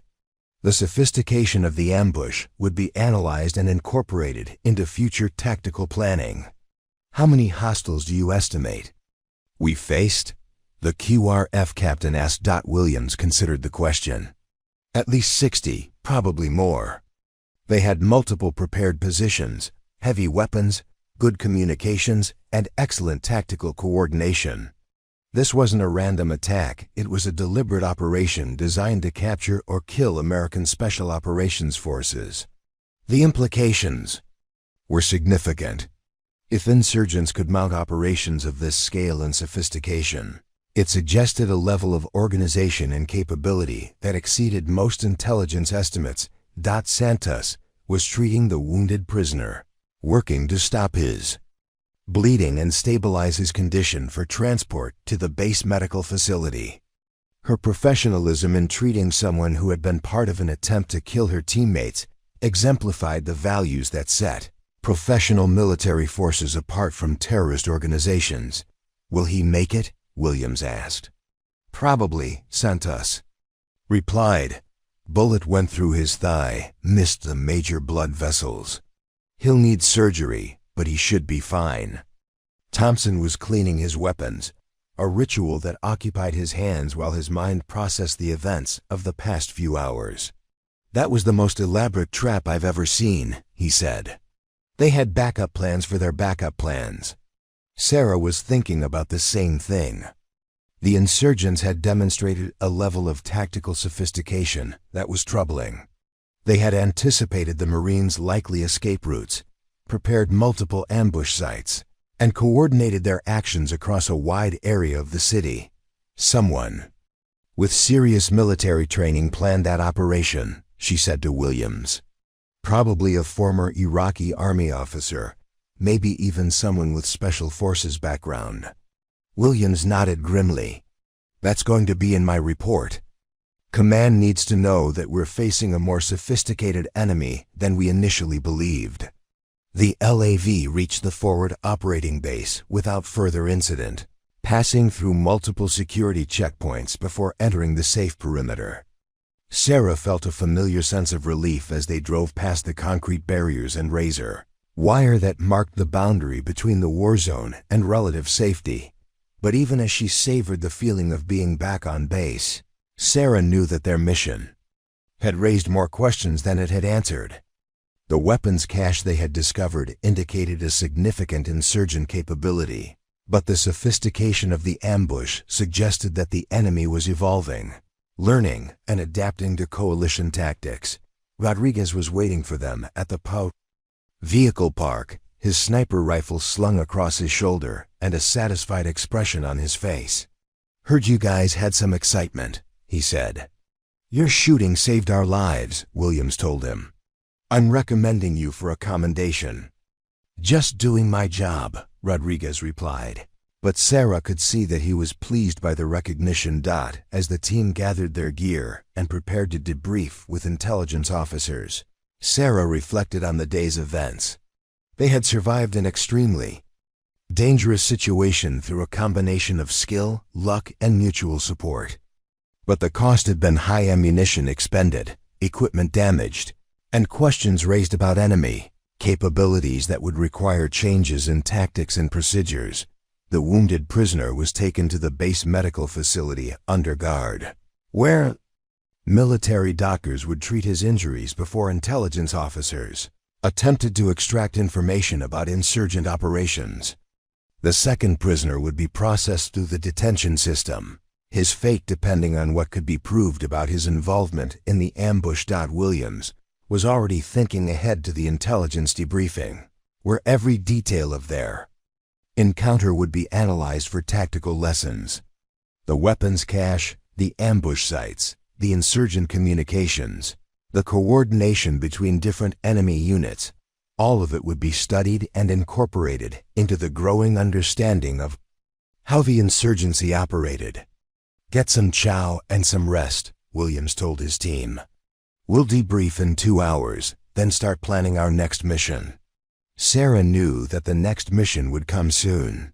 In Fallujah, there was always another target, another threat, another group of insurgents who needed to be found and neutralized. But for now, she was content to be alive, surrounded by her teammates, safe within the wire. The sun was setting over Fallujah, painting the sky in shades of orange and red that reminded Sarah of home. But she knew that tomorrow would bring another day of war, another test of her skills and courage, and another chance to face an enemy that was proving more dangerous than anyone had anticipated. Hope you're loving this epic journey.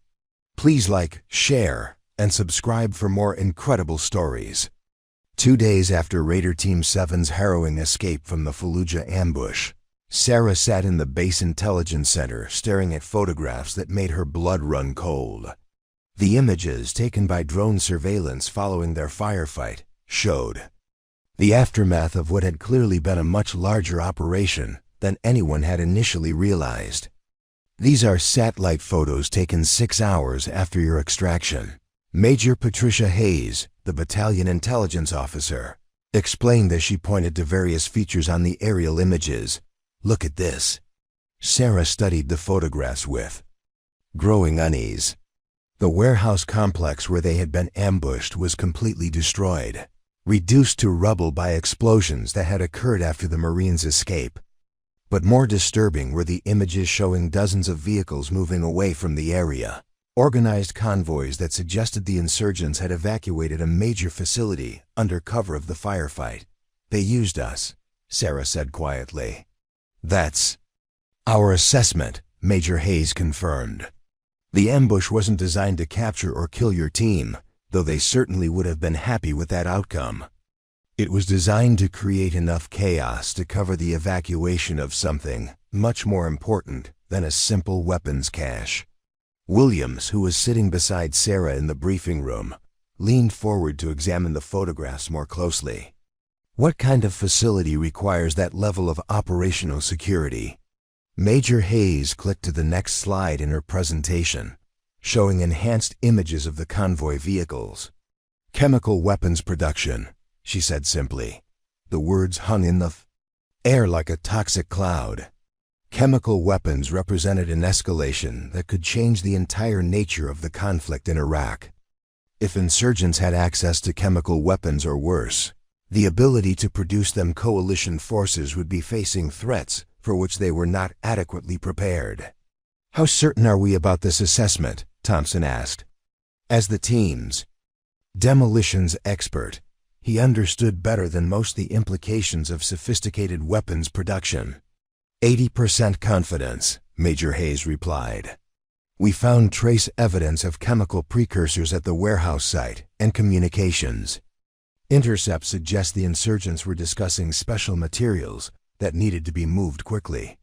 Rodriguez was studying the convoy routes shown in the photographs. "Where did they go?" "That's the problem," Major Hayes said. "We lost track of them in the city's industrial district.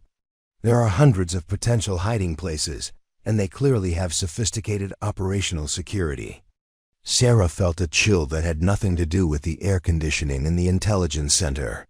If insurgents were producing chemical weapons in Fallujah, every coalition soldier in the city was at risk.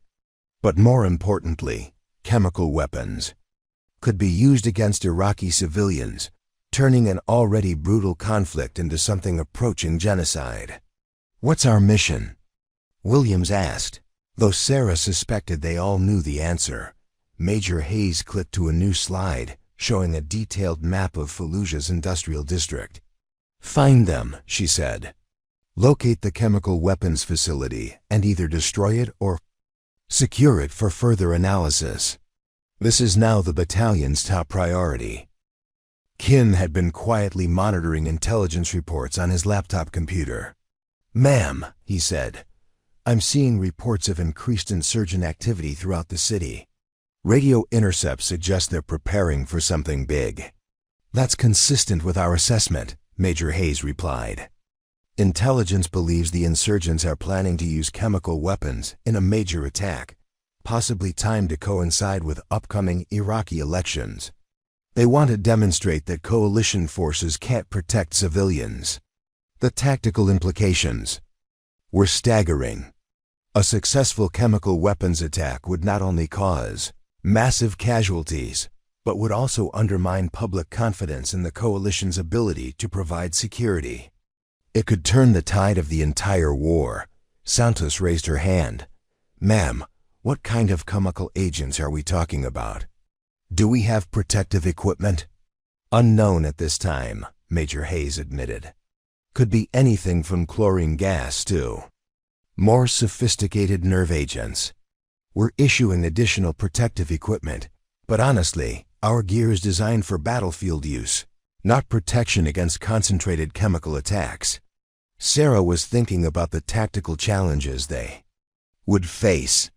Searching for a hidden chemical weapons facility in an urban environment was like looking for a needle in a haystack. Except the needle could kill thousands of people, and the haystack was full of people trying to kill the searchers. "How much time do we have?" she asked. Major Hayes consulted her notes. "Intelligence estimates we have 72 hours before the insurgents are ready to deploy chemical weapons. After that." She left the sentence unfinished, but the implication was clear. Williams was already shifting into planning mode, his mind working through the tactical requirements of their new mission. "We'll need different equipment, different tactics, and probably different personnel. This isn't a standard reconnaissance mission." "Agreed," Major Hayes said. "You'll be working with a joint task force that includes chemical warfare specialists, bomb disposal experts, and intelligence analysts. But your team will still be taking the lead on actual tactical operations." Thompson was examining the industrial district map, looking for patterns that might indicate where a chemical facility would be located. "They'll need access to utilities, transportation, and raw materials," he said. "That narrows down the possibilities." "That's the theory," Major Hayes agreed. "But keep in mind that these insurgents have demonstrated sophisticated planning capabilities. They might not follow predictable patterns." Sarah was remembering the ambush they had survived 2 days earlier, the multiple backup plans, the coordination between different units, the attention to detail that had nearly gotten them all killed. If the same people were responsible for establishing a chemical weapons facility, it would be extremely well hidden and heavily defended. "What about the prisoners we captured?" Williams asked. "Have they provided any useful information?" "Major." Hayes's expression darkened. "One of them died from his wounds despite medical treatment. The other has been uncooperative. He claims to be a simple shopkeeper who was in the wrong place at the wrong time." Sarah knew that interrogating prisoners was a complex process that rarely yielded immediate results. Professional terrorists were trained to resist questioning, and civilian supporters often knew very little about operational details. "Do we have any other intelligence sources?" Rodriguez asked. "We're working with Iraqi police and military units who might have local knowledge," Major Hayes replied. "But their reliability is questionable, and we have to assume that insurgent sympathizers have infiltrated their ranks." The briefing continued for another hour, covering operational details, coordination procedures, and contingency plans. But Sarah's mind kept returning to the central problem. Somewhere in Fallujah, terrorists were preparing to unleash chemical weapons that could kill hundreds or thousands of innocent people. Finding them would require skills, luck, and resources that might not be available. After the briefing, Raider Team 7 gathered in their team room to begin mission planning. The space was cramped and cluttered with maps, photographs, and equipment, but it provided privacy for discussing sensitive operational details. "This is bigger than anything we've handled before," Kim observed. That's why they're giving us additional support, Williams replied. But at the end of the day, it's still going to come down to Marines going into dangerous places and doing dangerous things.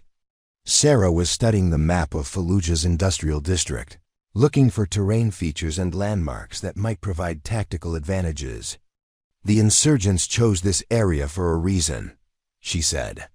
It's got good road access for moving materials, but it's also isolated enough to avoid casual observation. Thompson was examining intelligence reports about chemical precursors that had been detected at various sites around the city. According to this, they need specific chemicals to produce nerve agents. Most of those chemicals have legitimate industrial uses, but they're also regulated and tracked, which means they're either stealing them from legitimate facilities or smuggling them in from outside the country. Rodriguez added. Williams was developing a search plan that would systematically cover the most likely areas, while minimizing their exposure to enemy forces. We'll divide the industrial district into sectors and search them methodically. But we have to assume every building could be booby-trapped or defended. Santos was reviewing medical protocols for chemical exposure, studying symptoms and treatment. Procedures that she hoped she would never need to use. If we encounter chemical agents, we'll have maybe minutes to implement countermeasures, she said. After that, it's too late. Sarah felt the weight of responsibility settling on her shoulders. Thousands of lives might depend on their ability to find and neutralize a threat that was specifically designed to be undetectable. It was the kind of mission that could define a military career or end it. When do we start? She asked Williams. Tomorrow at dawn, he replied. We'll have 12 hours of daylight to search as many facilities as possible. After that, we'll reassess based on what we find. As the team continued their planning, Sarah tried not to think about the consequences of failure. Chemical weapons. Attacks created casualties that were not just numerous, but horrific: men, women, and children dying in agony from agents designed to cause maximum suffering. But she also knew that worrying about consequences was a luxury that professional soldiers couldn't afford. Her job was to locate and neutralize the threat, using whatever skills and resources were available. Everything else was beyond her control. One more thing, Williams said as the planning session concluded. Intelligence believes there's a significant chance that this chemical facility is being operated by foreign fighters, probably people with advanced technical training. Meaning? Thompson asked. Meaning we might be walking into something that makes our last firefight look like a training exercise.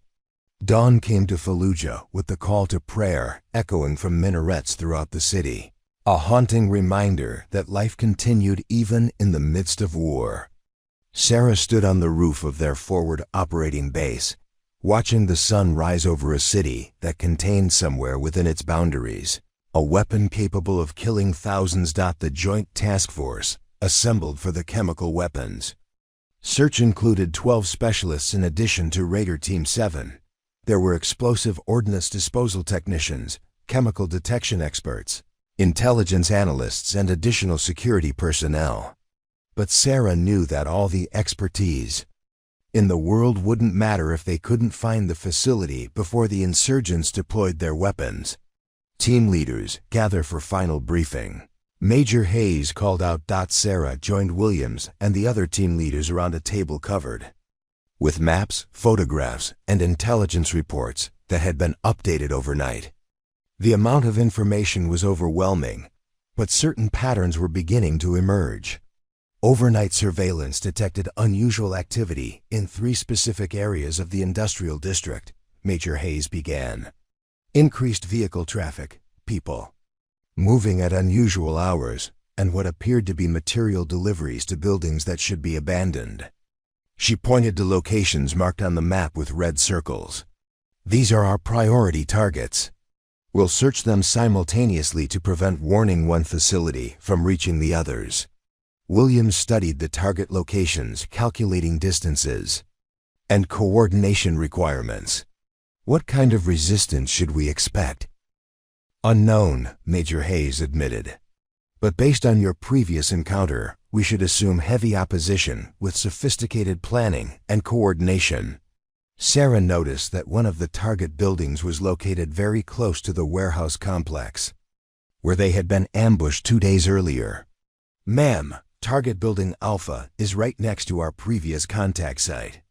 That seems like more than a coincidence. Good observation, Major Hayes replied. Intelligence believes the insurgents might be using multiple facilities in the same area, possibly connected by underground tunnels. The tunnel connection was troubling. If the facilities were linked underground, insurgents could move between buildings without being detected by aerial surveillance.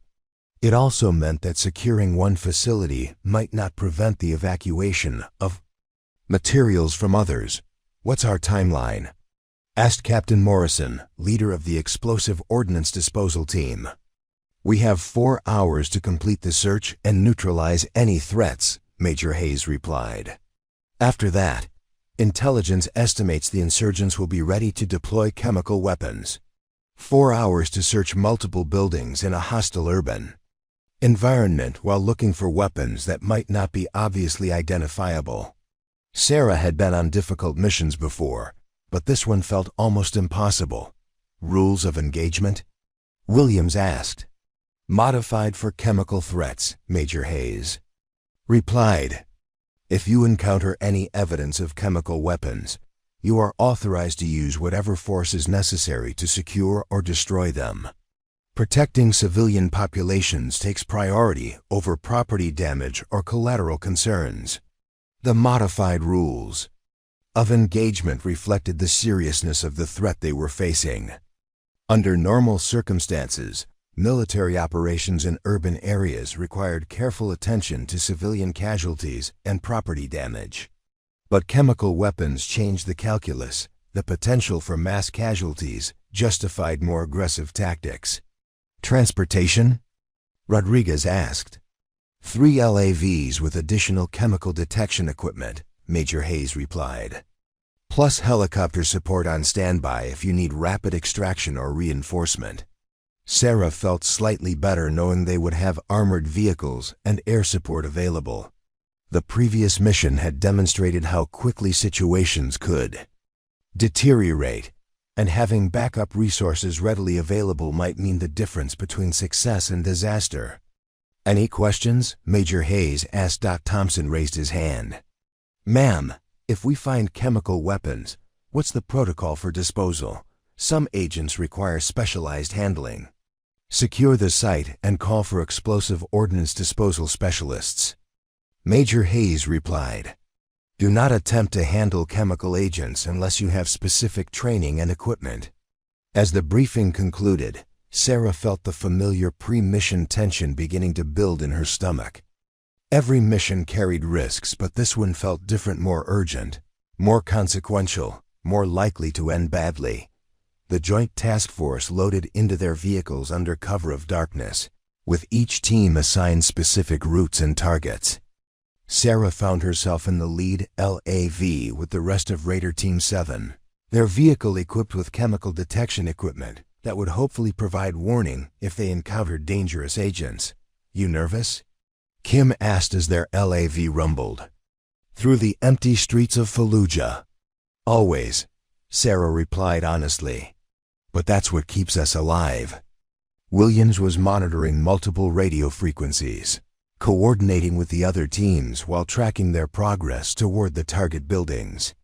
Team 2 is in position at Target Building Bravo, he reported.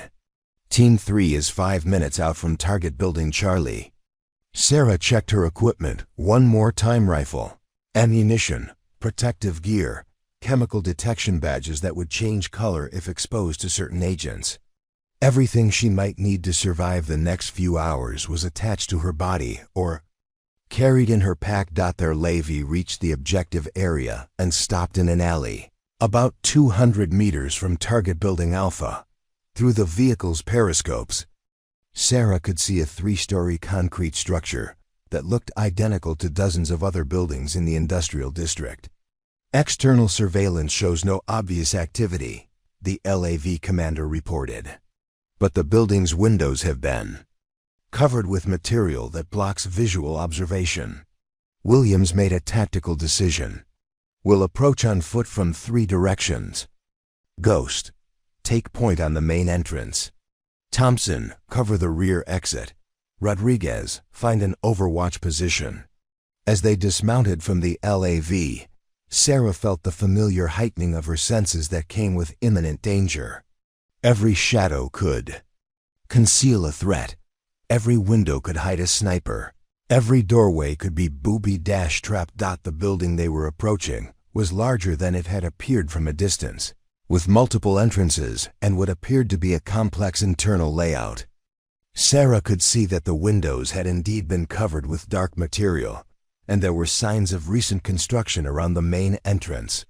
Chemical detection equipment is showing trace readings, Kim reported quietly. Something in this building is definitely worth investigating. Sarah approached the main entrance with extreme caution, knowing that the insurgents had demonstrated skill with improvised explosive devices and booby traps. The door was steel, recently installed, and secured with multiple locks that suggested valuable contents. Doors reinforced, she reported to Williams. Going to need explosive entry.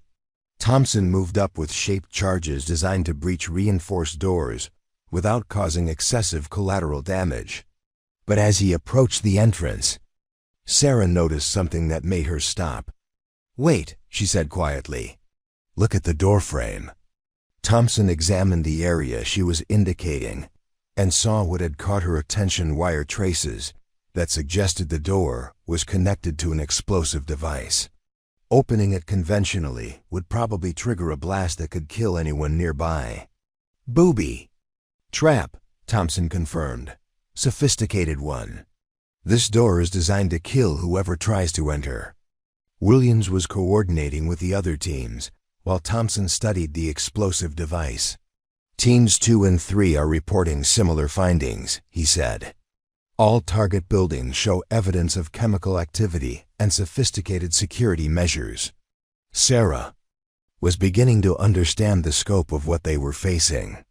The insurgents hadn't just established one chemical weapons facility, they had created multiple sites with overlapping security and probably redundant capabilities.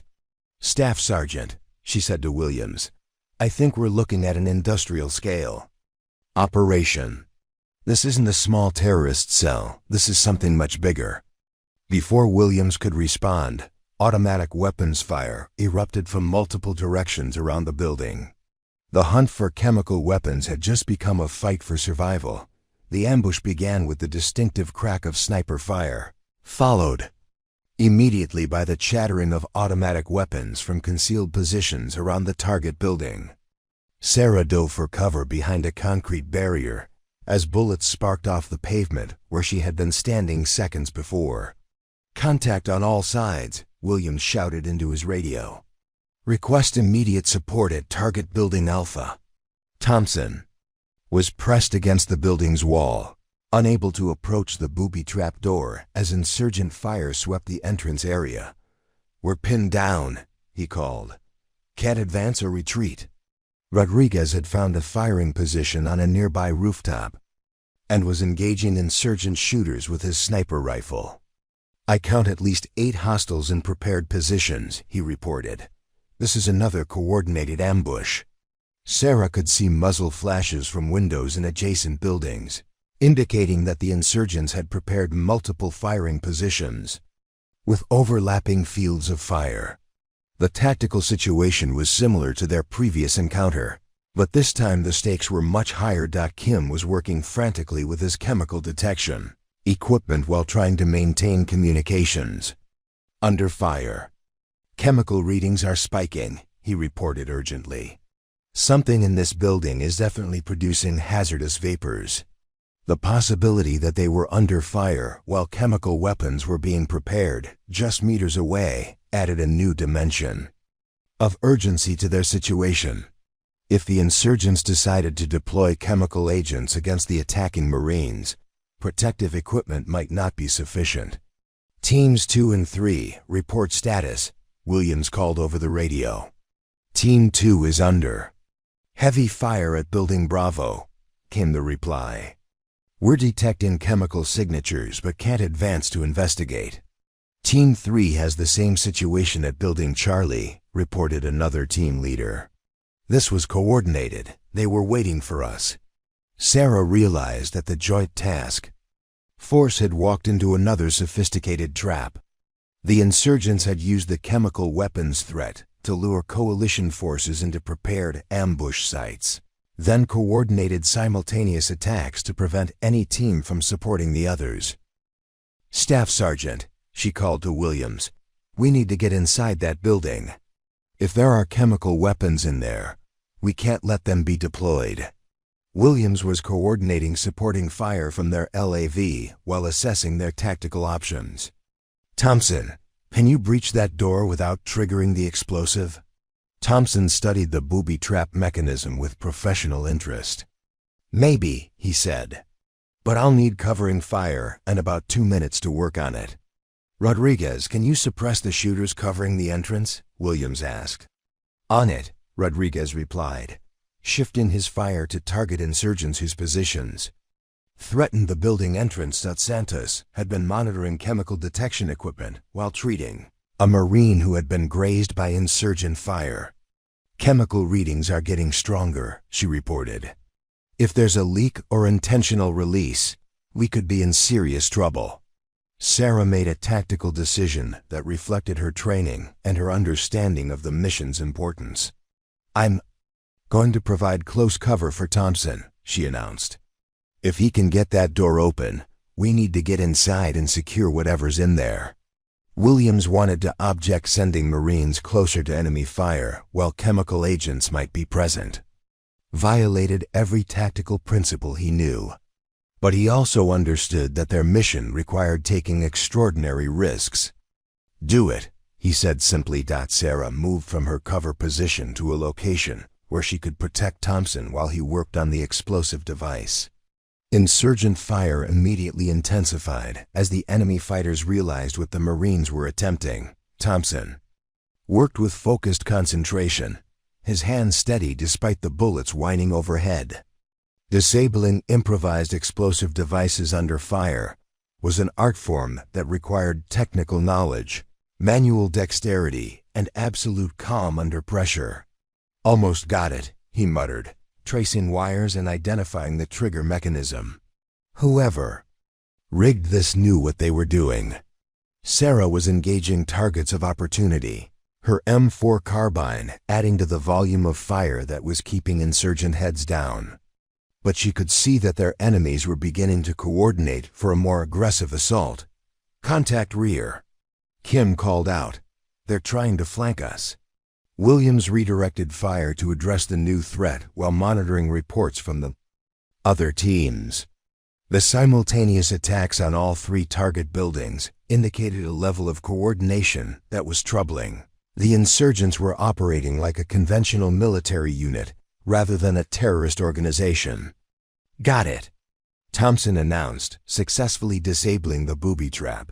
"Doors clear for breach." Sarah moved to the entrance while Thompson prepared explosive charges to blow open the reinforced door. Chemical detection equipment was showing increasingly dangerous readings, suggesting that whatever was inside the building was actively producing hazardous substances. "Breaching," Thompson called, detonating shaped charges that blew the door inward with tremendous force. Sarah was first through the breach, her rifle ready and her chemical detection equipment screaming warnings about dangerous vapor concentrations. What she saw inside the building made her blood run cold. The main floor had been converted into a sophisticated chemical production facility, with glass containers, distillation equipment, and storage tanks containing substances that looked like nothing she had ever seen before. But more immediately threatening were the dozen insurgents in protective gear who were obviously preparing chemical weapons for deployment. "Chemical facility confirmed," she shouted into her radio. "Multiple hostiles and protective equipment." The insurgents opened fire immediately, forcing Sarah to take cover behind chemical storage. tanks that might contain substances capable of killing her if they were ruptured. It was a tactical nightmare fighting in close quarters. While surrounded by potential chemical hazards, Thompson entered behind her, saw the situation, and made an immediate assessment. "We need to secure this facility intact," he said. "If we start shooting randomly, we could trigger a chemical release." Sarah understood the dilemma. They needed to neutralize the insurgents without damaging equipment that could release chemical agents into the surrounding area. It required precision. Rather than overwhelming firepower, Williams entered the building and quickly assessed the situation. "Santos, get chemical detection equipment in here immediately. Kim, call for hazmat specialists. Everyone else, watch your targets and backgrounds." The firefight that followed was unlike anything Sarah had experienced before. Every shot had to be carefully aimed to avoid hitting chemical containers. Every movement had to consider the possibility of triggering a release. And every breath might be bringing deadly agents into their lungs. One of the insurgents threw a grenade that exploded near a row of chemical storage containers, creating a cloud of vapor that set off every detection alarm in the building. Sarah felt her eyes beginning to water and her throat starting to burn. "Chemical exposure," Santos called out. "Everyone needs to mask up immediately." Sarah fumbled for her protective mask while continuing to engage insurgent targets. The combination of limited vision, breathing restrictions, and chemical hazards made fighting almost impossible. But gradually, the superior training and equipment of the Marines began to tell. One by one, the insurgents were neutralized, until finally the building fell silent except for the hiss of damaged chemical equipment and the sound of Sarah's labored breathing through her protective mask. "Building secure," Williams reported. "But we have a major chemical contamination situation." Outside, the firefight was continuing as insurgents attempted to prevent the Marines from securing the chemical facility. But inside the building, Sarah was staring at evidence of an operation that was far more sophisticated and dangerous than anyone had anticipated. "Staff Sergeant," she said quietly, "we need to see this." Williams joined her in examining the chemical production equipment, and what they found would change everything they thought they knew about the insurgency in Fallujah. The facility wasn't just producing simple chemical weapons. It was manufacturing agents that could kill thousands of people and contaminate large areas for years to come. And based on the production equipment, they were very close to completing their work. The chemical production facility that Sarah and her team had secured contained horrors that went beyond anything in their worst-case scenarios. As hazmat specialists worked to identify and neutralize the various agents, the true scope of the insurgent operation became clear. "This isn't just a weapons facility," Dr. Rebecca Chen, the task force's senior chemical warfare specialist, explained as she examined the production equipment. "This is an industrial-scale operation designed to produce enough chemical agents to contaminate entire city blocks." Sarah watched through the facility's reinforced windows as teams in full protective suits worked to secure containers of substances that could kill with microscopic doses. The precision and sophistication of the operation suggested resources and expertise that exceeded anything intelligence had predicted. Williams was coordinating with higher command, providing reports that were changing the entire understanding of the threat they faced. "Sir, this facility could have produced enough chemical agents to kill tens of thousands of people," he said into his encrypted communications device. Thompson was documenting the explosive devices that had been integrated into the facility's design. "They rigged the whole place to blow," he reported. "If we hadn't disabled the door trap, the entire building would have been destroyed, along with anyone nearby." The insurgents' plan was becoming clear. If coalition forces had attempted a conventional assault, the resulting explosion would have released chemical agents across a wide area while eliminating the evidence of the facility's existence. Kim was analyzing captured communications equipment that provided insight into the insurgents' operational structure. Based on these radio frequencies and encryption methods, this operation was coordinated by people with advanced technical training, he said. Probably former Iraqi military officers. Santos was treating Marines who had been exposed to chemical agents during the firefight, administering antidotes and monitoring their condition. We were lucky, she said grimly. Another few minutes of exposure, and we would have started seeing serious casualties. But Sarah was thinking about the broader implications of what they had discovered. If one facility this sophisticated existed in Fallujah, there might be others. And if insurgents had access to this level of chemical weapons capability, the entire nature of the conflict in Iraq was about to change.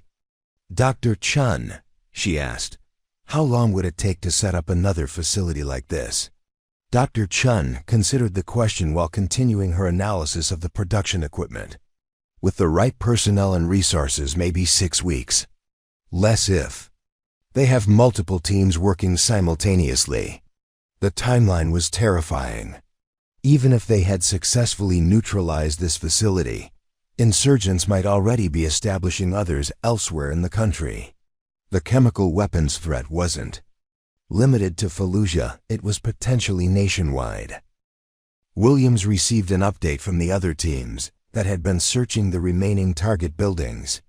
Team 2 found a storage facility with enough chemical precursors to supply multiple production sites, he reported. Team 3 discovered what appears to be a testing laboratory. The 3 facilities had formed an integrated operation, production, storage, and testing of chemical weapons on a scale that could affect the entire war. Sarah realized that their mission had evolved from preventing a single attack to uncovering a strategic threat to coalition forces throughout Iraq.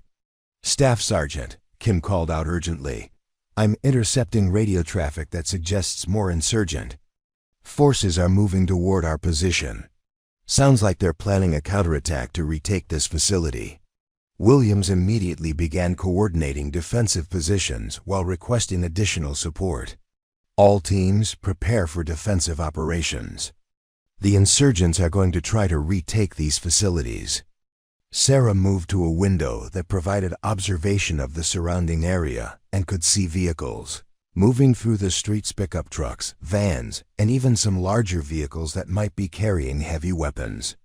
The insurgents were mobilizing significant resources to regain control of their chemical weapons operation. I count at least 20 vehicles converging on our position, she reported. This is going to be a major engagement. Rodriguez had established an overwatch position on a nearby rooftop and was providing intelligence on insurgent movements. Multiple vehicle columns approaching from 3 directions, he reported. I'm seeing heavy weapons and what look like suicide vehicles. The mention of suicide vehicles added another dimension of danger to their situation. Vehicle-borne improvised explosive devices could destroy buildings and kill everyone inside, making their defensive positions potentially more dangerous than the open ground. Thompson was working to establish additional defensive measures around the chemical facility, while being careful not to damage any containers that might still pose contamination risks. I can rig some deterrent charges, he said, but we have to be careful about what we blow up. Dr. Chun was still working to identify and neutralize chemical agents, but her work was being complicated by the approaching battle. I need at least another hour to safely secure all the dangerous materials, she said. If this building takes a direct hit before then, we could have a contamination release. Williams faced a tactical dilemma that had no good solutions. Stay and defend the facility while risking chemical exposure and catastrophic contamination, or evacuate and allow the insurgents to regain control of weapons that could kill thousands. We hold this position, he decided. The strategic value of securing these weapons outweighs the tactical risks. Sarah understood Williams's reasoning, but she also knew they were about to face the most difficult fight of their careers. The insurgents would use every resource available to retake the facilities. and coalition forces would have to defend them while being careful not to trigger chemical releases. Team leaders coordinate final defensive preparations, Williams ordered. Air support is inbound, but we need to hold for at least 30 minutes. 30 minutes was an eternity in close combat, especially when facing an enemy that had demonstrated sophisticated tactics and apparent willingness to accept heavy casualties. Sarah checked her ammunition and equipment one more time, knowing that the next half hour would determine not just her survival, but possibly the course of the entire war. The sound of approaching vehicles was getting louder, mixed with the distinctive noise of tracked military vehicles that suggested the insurgents had access to more sophisticated equipment than intelligence had indicated. "Contact," Rodriguez called from his overwatch position. "Lead elements are 1,000 meters out and closing fast. I count armored vehicles mixed with the wheeled transport." Sarah felt her heart rate spike as adrenaline flooded her system. The approaching battle would test every skill she had learned as a Marine, but it would also determine whether chemical weapons would be deployed against coalition forces and Iraqi civilians. Through the facility's windows, she could see the first insurgent vehicles appearing at the end of the street, moving with the coordinated precision of a military assault rather than the chaotic rush of terrorist attackers. "Here they come," she said quietly into her radio. The battle for the chemical facility was about to begin. The first insurgent vehicle to round the corner was a pickup truck with a heavy machine gun mounted in its bed, the weapon already swinging toward the chemical facility. Sarah put her rifle's crosshairs on the gunner and squeezed the trigger, watching the man tumble from the vehicle as it swerved into a concrete barrier. "Contact front," she called into her radio, though the engagement was already obvious to everyone. Defending the facility, more vehicles appeared immediately, a coordinated assault with covering fire, smoke screens, and what appeared to be professional military tactics. Sarah could see that this wasn't a random counterattack by local insurgents. This was an organized operation by people with serious training. Williams was coordinating defensive fire from multiple positions within the chemical facility while Dr. Chun continued her desperate work to secure dangerous materials. "Rodriguez, I need you to target the heavy weapons first," he called to their sniper. Rodriguez's M110 cracked repeatedly, each shot precisely aimed at insurgent heavy weapons crews. "Multiple targets down," he reported, "but they're bringing up more equipment. I see what looks like a recoilless rifle." The mention of a recoilless rifle sent a chill through Sarah's system. That weapon could punch through the facility's concrete walls and potentially rupture chemical containers, creating the contamination disaster everyone was trying to prevent. Thompson had positioned himself near the facility's rear entrance, watching for insurgents who might try to assault from that direction. "Movement in the alley behind us," he reported. "Looks like they're trying to coordinate a multi-directional attack." Kim was monitoring insurgent communications while operating the chemical detection equipment that Dr. Chun needed to identify dangerous substances. "They're coordinating on multiple frequencies," he said. "Someone with serious training is running this operation." The battle intensified as more insurgent vehicles arrived, setting up firing positions that provided overlapping fields of fire on the chemical facility. Sarah could hear bullets striking the concrete walls around her, some close enough to spray her with concrete fragments. "Air support is 5 minutes out," Williams announced, referring to the helicopter gunships that had been requested to break up the insurgent assault. 5 minutes was a long time in close combat, especially when the enemy was demonstrating sophisticated tactics and heavy weapons. Sarah could see insurgents moving to flank their position, using smoke and covering fire to advance on the facility. Santos was treating a Marine who had been hit by fragments when an RPG exploded against the facility's outer wall. "Shrapnel wounds to the arm and shoulder," she reported. "He'll be fine, but we need to keep the explosions away from the chemical storage area." Dr. Chun looked up from her work with an expression of barely controlled panic. If an explosion ruptures the wrong container, we could have a chemical release that would kill everyone in a 6-block radius. She said. The tactical situation was a nightmare. They had to defend the facility aggressively enough to prevent its capture, but carefully enough to avoid triggering the very disaster they were trying to prevent. Thompson, can you set up some kind of buffer zone? Williams asked. Something to keep the heavy weapons at a distance? Thompson was already working with explosive charges, creating obstacles that would channel insurgent attacks away from the most dangerous areas of the facility. Working on it, he said, but I'm running low on ordnance. Sarah moved to a different window to get a better view of insurgent positions and saw something that made her blood run cold. A group of insurgents in full chemical protective gear was advancing on the facility, carrying equipment she didn't recognize. "Staff Sergeant," she called urgently, "we've got insurgents in chemical gear approaching from the north side. They're carrying some kind of deployment equipment." Williams moved to observe the threat Sarah had identified, and what he saw confirmed his worst fears. The insurgents weren't just trying to retake the facility. They were preparing to deploy chemical weapons against the Marines defending it. "Dr. Chun, how much more time do you need?" he asked. "At least 20 minutes to neutralize the most dangerous agents," she replied without looking up from her work. "But if they deploy chemicals against us, all this work becomes meaningless." Rodriguez had shifted his fire to target the insurgents in protective gear, but his shots were having limited effect. "They're using improvised armor," he reported. "My rounds are hitting but not stopping them." The insurgents in chemical gear continued their advance, setting up what appeared to be a crude but effective chemical weapons delivery system. Sarah could see them preparing containers and connecting hoses that would presumably disperse toxic agents.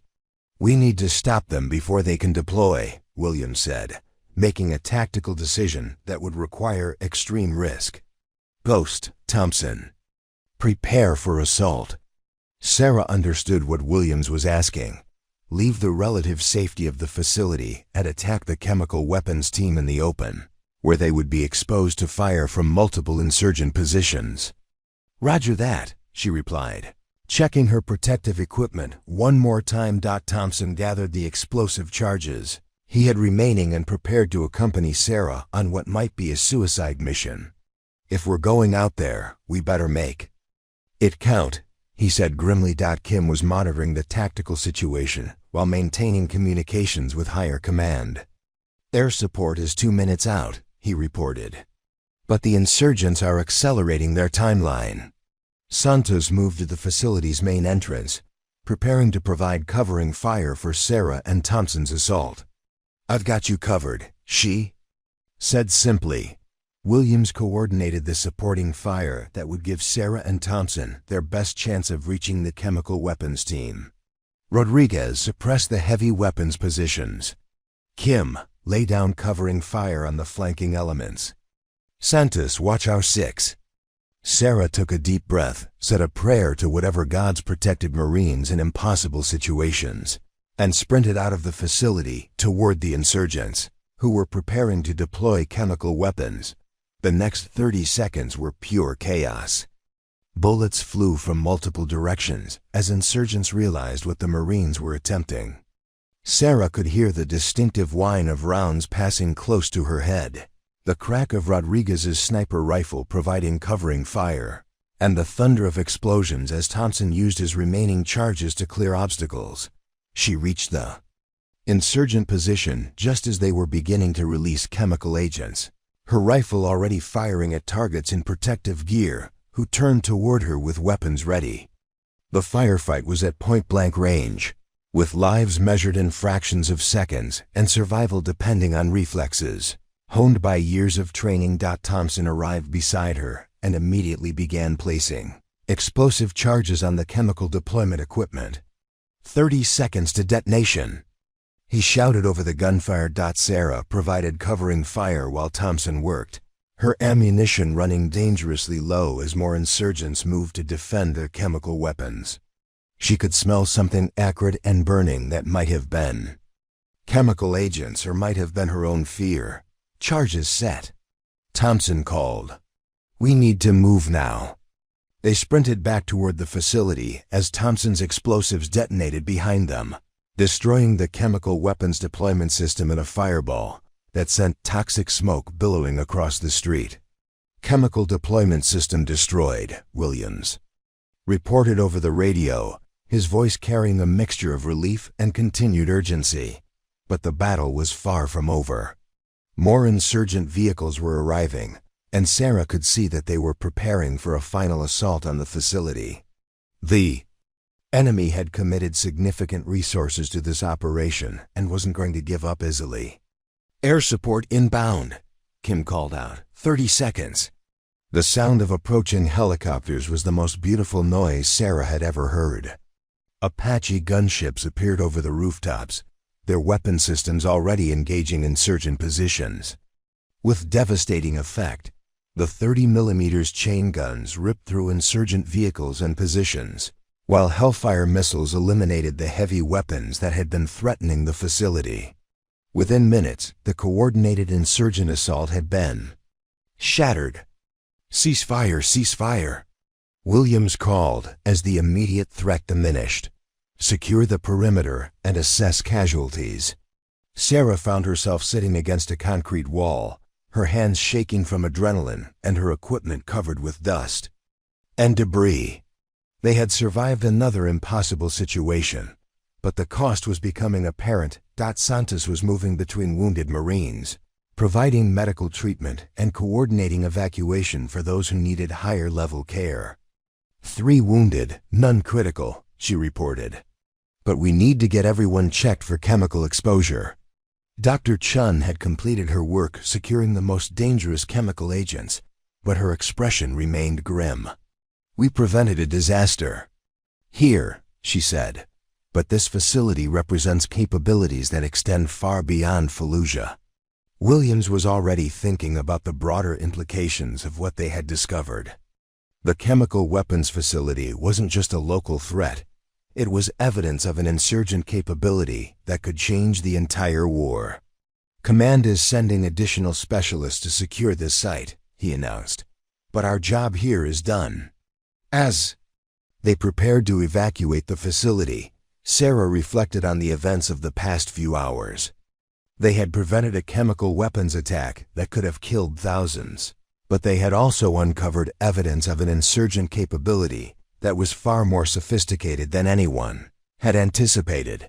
The ride back to their forward operating base was quiet, each team member processing what they had experienced and what it meant for the future.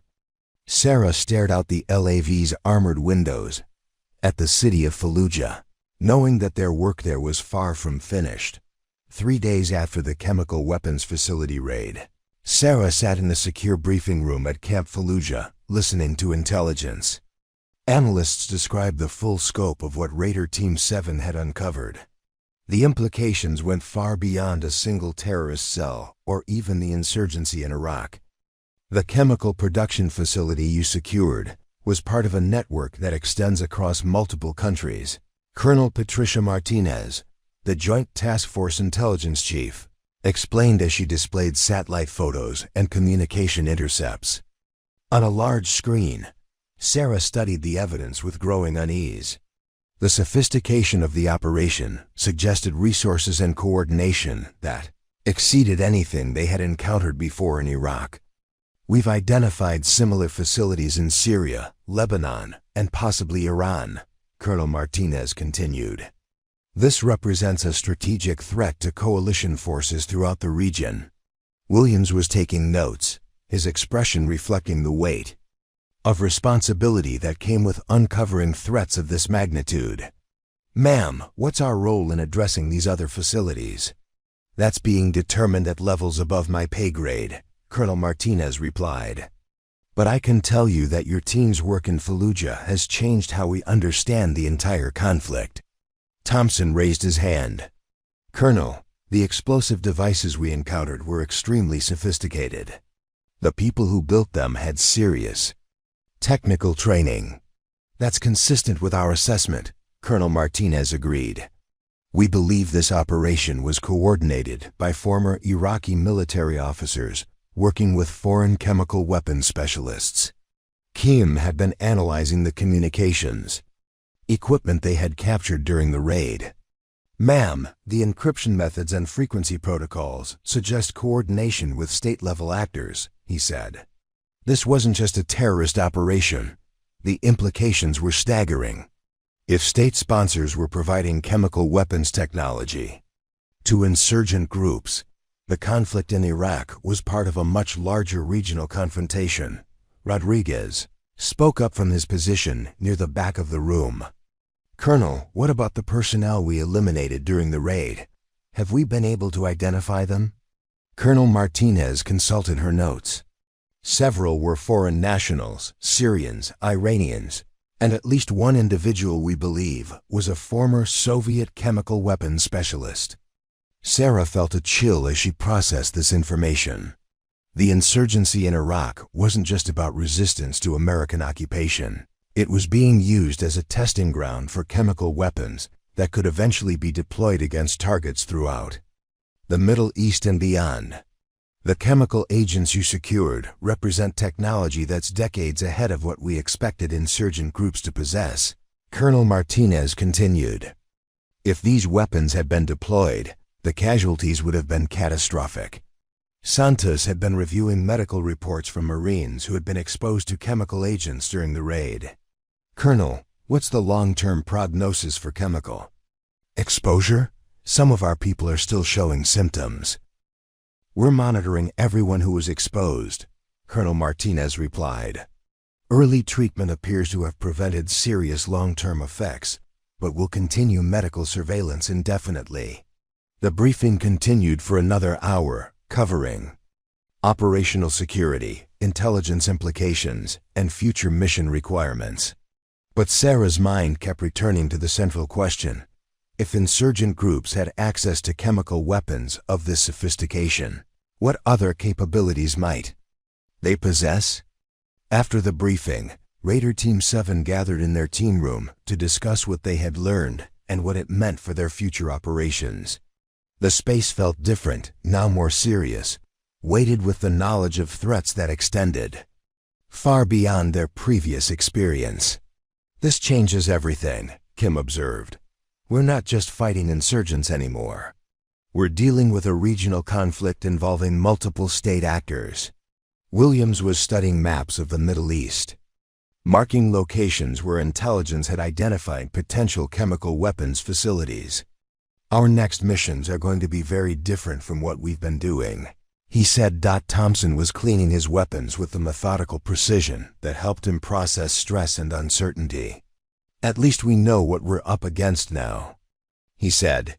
Chemical weapons are terrifying, but they're not magic. They can be detected, neutralized, and destroyed. Rodriguez was examining intelligence photos of other suspected facilities. The question is whether we can find and neutralize them before they're used against civilian populations, he said. Santos was reviewing medical protocols for chemical exposure, updating her knowledge based on what they had learned during the recent operation. We were lucky this time, she said. Our protective equipment and medical countermeasures worked, but more sophisticated agents might require different approaches. Sarah was thinking about the broader implications of their discovery. Chemical weapons represented an escalation that could transform the conflict in Iraq from a localized insurgency into a regional war involving weapons of mass destruction. Staff Sergeant, she said to Williams, what happens if other facilities deploy chemical weapons before we can stop them? Williams considered the question, understanding that it reflected concerns shared by everyone on the team.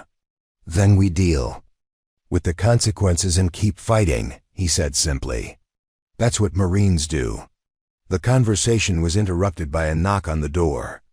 Colonel Martinez entered, carrying a folder marked with classification stamps that indicated extremely sensitive information. Team 7, she said. I have new orders for you. Williams stood at attention, followed by the rest of the team. Yes, ma'am.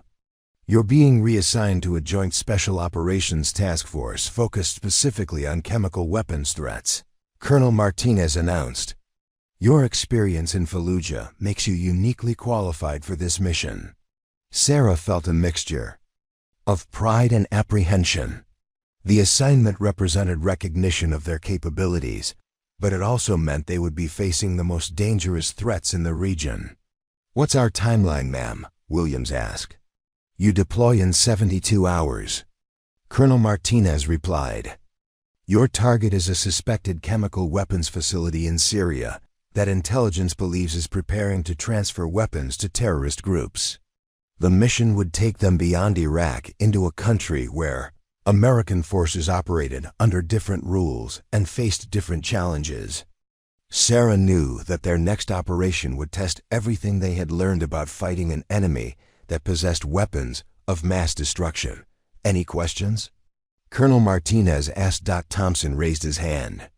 Ma'am, what kind of support will we have? Chemical weapons facilities require specialized equipment to neutralize safely. You'll be working with the best chemical warfare specialists in the military, Colonel Martinez replied. But the tactical operations will be your responsibility. As Colonel Martinez left them to prepare for their new mission, Sarah reflected on how much their situation had changed since that morning in Fallujah, when they had walked into what seemed like a routine reconnaissance mission. Now they were part of a regional conflict involving chemical weapons, state sponsors, and threats that could affect millions of people. The stakes had escalated beyond anything she had trained for, but she was confident that Raider Team 7 would meet whatever challenges lay ahead. Well, Thompson said with characteristic dry humor, at least we know our careers won't be boring. Williams was already beginning mission planning, studying maps and intelligence reports that would guide their operations in Syria. Get your gear ready and your affairs in order, he told his team. We're heading into the deep end of the pool. Sarah began preparing her equipment for deployment to Syria, knowing that their next mission would determine not just their own survival, but possibly the course of the entire war against terrorism in the Middle East. The chemical weapons they had discovered in Fallujah were just the beginning. Somewhere in Syria, another facility was preparing to deploy weapons that could kill thousands of innocent people. Raider Team 7 would be going after them, carrying the hopes and fears of everyone who understood what was at stake. As she cleaned her rifle and checked her gear, Sarah thought about the 14 rounds that had nearly killed her in Fallujah, and how that firefight had led to discoveries that would change the entire war. Sometimes the most important missions began with what seemed like routine operations, and sometimes survival depended on being ready for anything. 6 months after the chemical weapons discovery in Fallujah, Staff Sergeant Sarah "Ghost" Martinez stood on the roof of a safe house in Damascus, watching the sun set over a city that held secrets darker than any she had encountered in Iraq. The Joint Special Operations Task Force had successfully neutralized 4 chemical weapons facilities across Syria and Lebanon, but each victory revealed new threats and deeper conspiracies. "Ghost, you need to see this," Kim called from the communications center they had established in the safe house's basement. Sarah made her way downstairs, past the sophisticated electronic equipment that allowed them to coordinate with intelligence agencies across multiple countries. Their mission had evolved from tactical operations to strategic intelligence gathering, and the scope of what they were uncovering continued to expand. Kim was monitoring intercepted communications between insurgent groups and their state sponsors, using skills that had been honed through months of specialized training. "I'm picking up chatter about a major chemical weapons transfer," he said. "Sounds like something big is planned for Iraq." Williams joined them, studying the intelligence reports that had accumulated over their months of operations. "What kind of transfer?" he asked.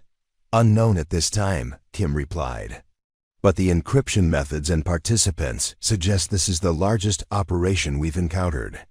Sarah felt the familiar tightness in her stomach that preceded dangerous missions.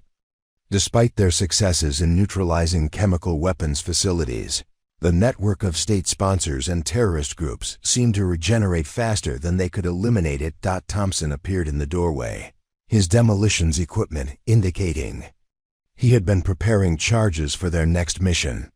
"Staff Sergeant, the intelligence team wants to brief us on the latest target." They gathered in the safe house's main room, where maps of the Middle East covered the walls and intelligence. Photos documented the scope of the chemical weapons network they had been fighting for 6 months. Major Rebecca Hayes, who had been promoted and assigned to coordinate their operations, addressed the team with information that would change everything they thought they knew about their mission.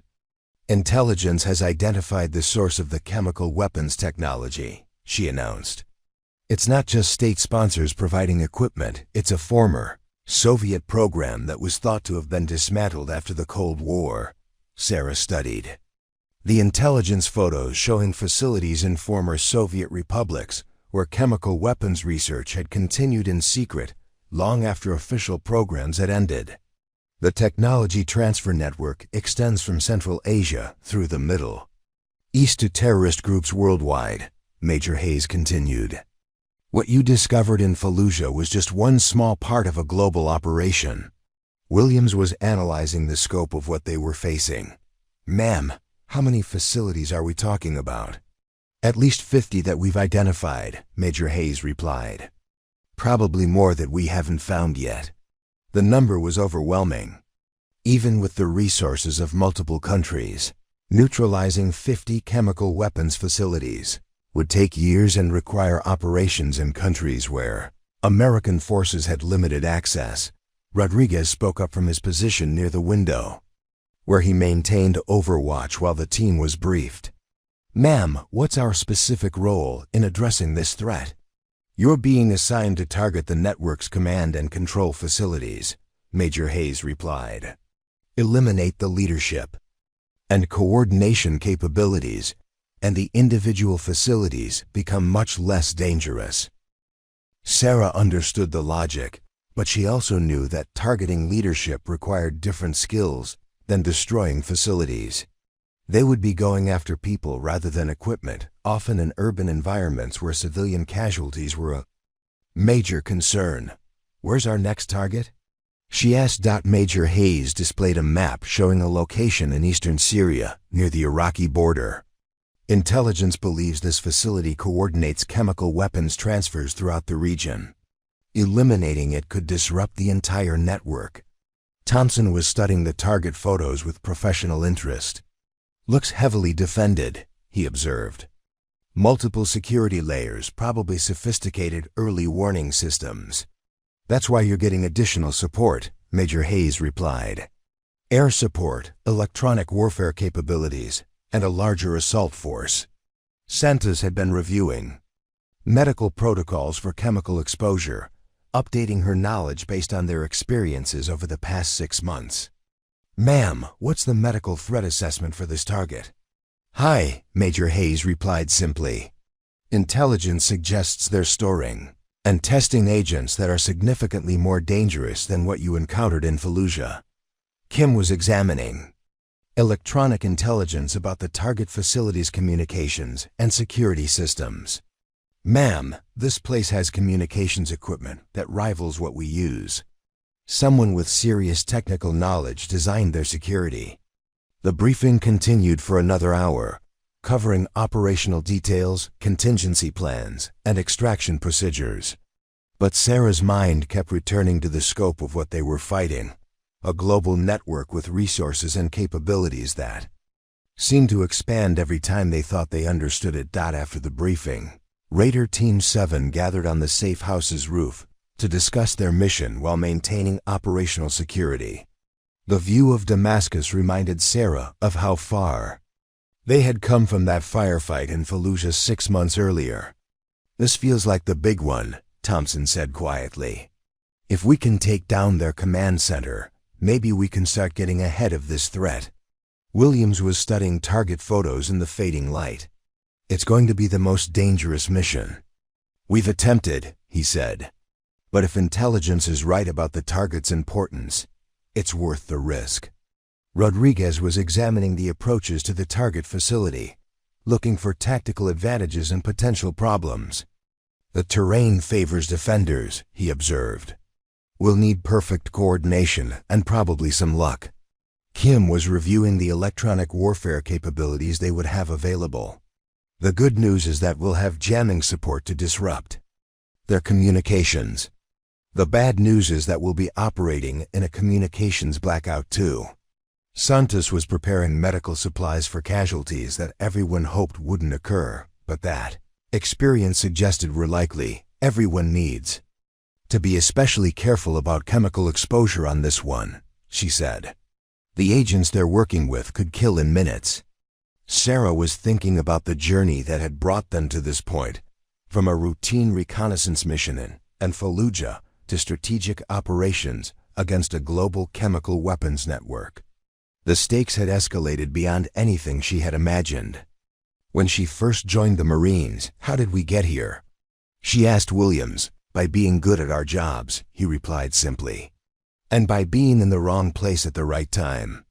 As they prepared for what might be their most important mission, Sarah reflected on the lessons they had learned over the past 6 months. Chemical weapons were terrifying, but they could be defeated by determined people with the right training and equipment. Terrorist networks were sophisticated, but they depended on leadership and coordination that could be disrupted. State sponsors were powerful, but they were vulnerable to operations that exposed their involvement. "Whatever happens tomorrow," Williams said, "remember that we're fighting for people who can't fight for themselves. Those chemical weapons are intended to kill innocent civilians. We're the only thing standing between them and mass murder." The weight of that responsibility settled on Sarah's shoulders as she prepared her equipment for the morning's mission. Somewhere in eastern Syria, terrorist leaders were planning attacks that could kill thousands of people. Raider Team 7 would be going after them, carrying the hopes of everyone who understood what was at stake. We're approaching the climactic moments of this epic tale, and the tension is at its peak. Creating stories of this scope and detail requires not just writing talent, but careful plotting, character development, and attention to every narrative thread. We've journeyed through nearly 40,000 words together, and I hope every moment has kept you engaged. If this story has drawn you in and kept you listening, please show your appreciation by liking this video and subscribing to our channel. Share this epic with anyone who loves immersive storytelling, and hit that notification bell for more incredible adventures.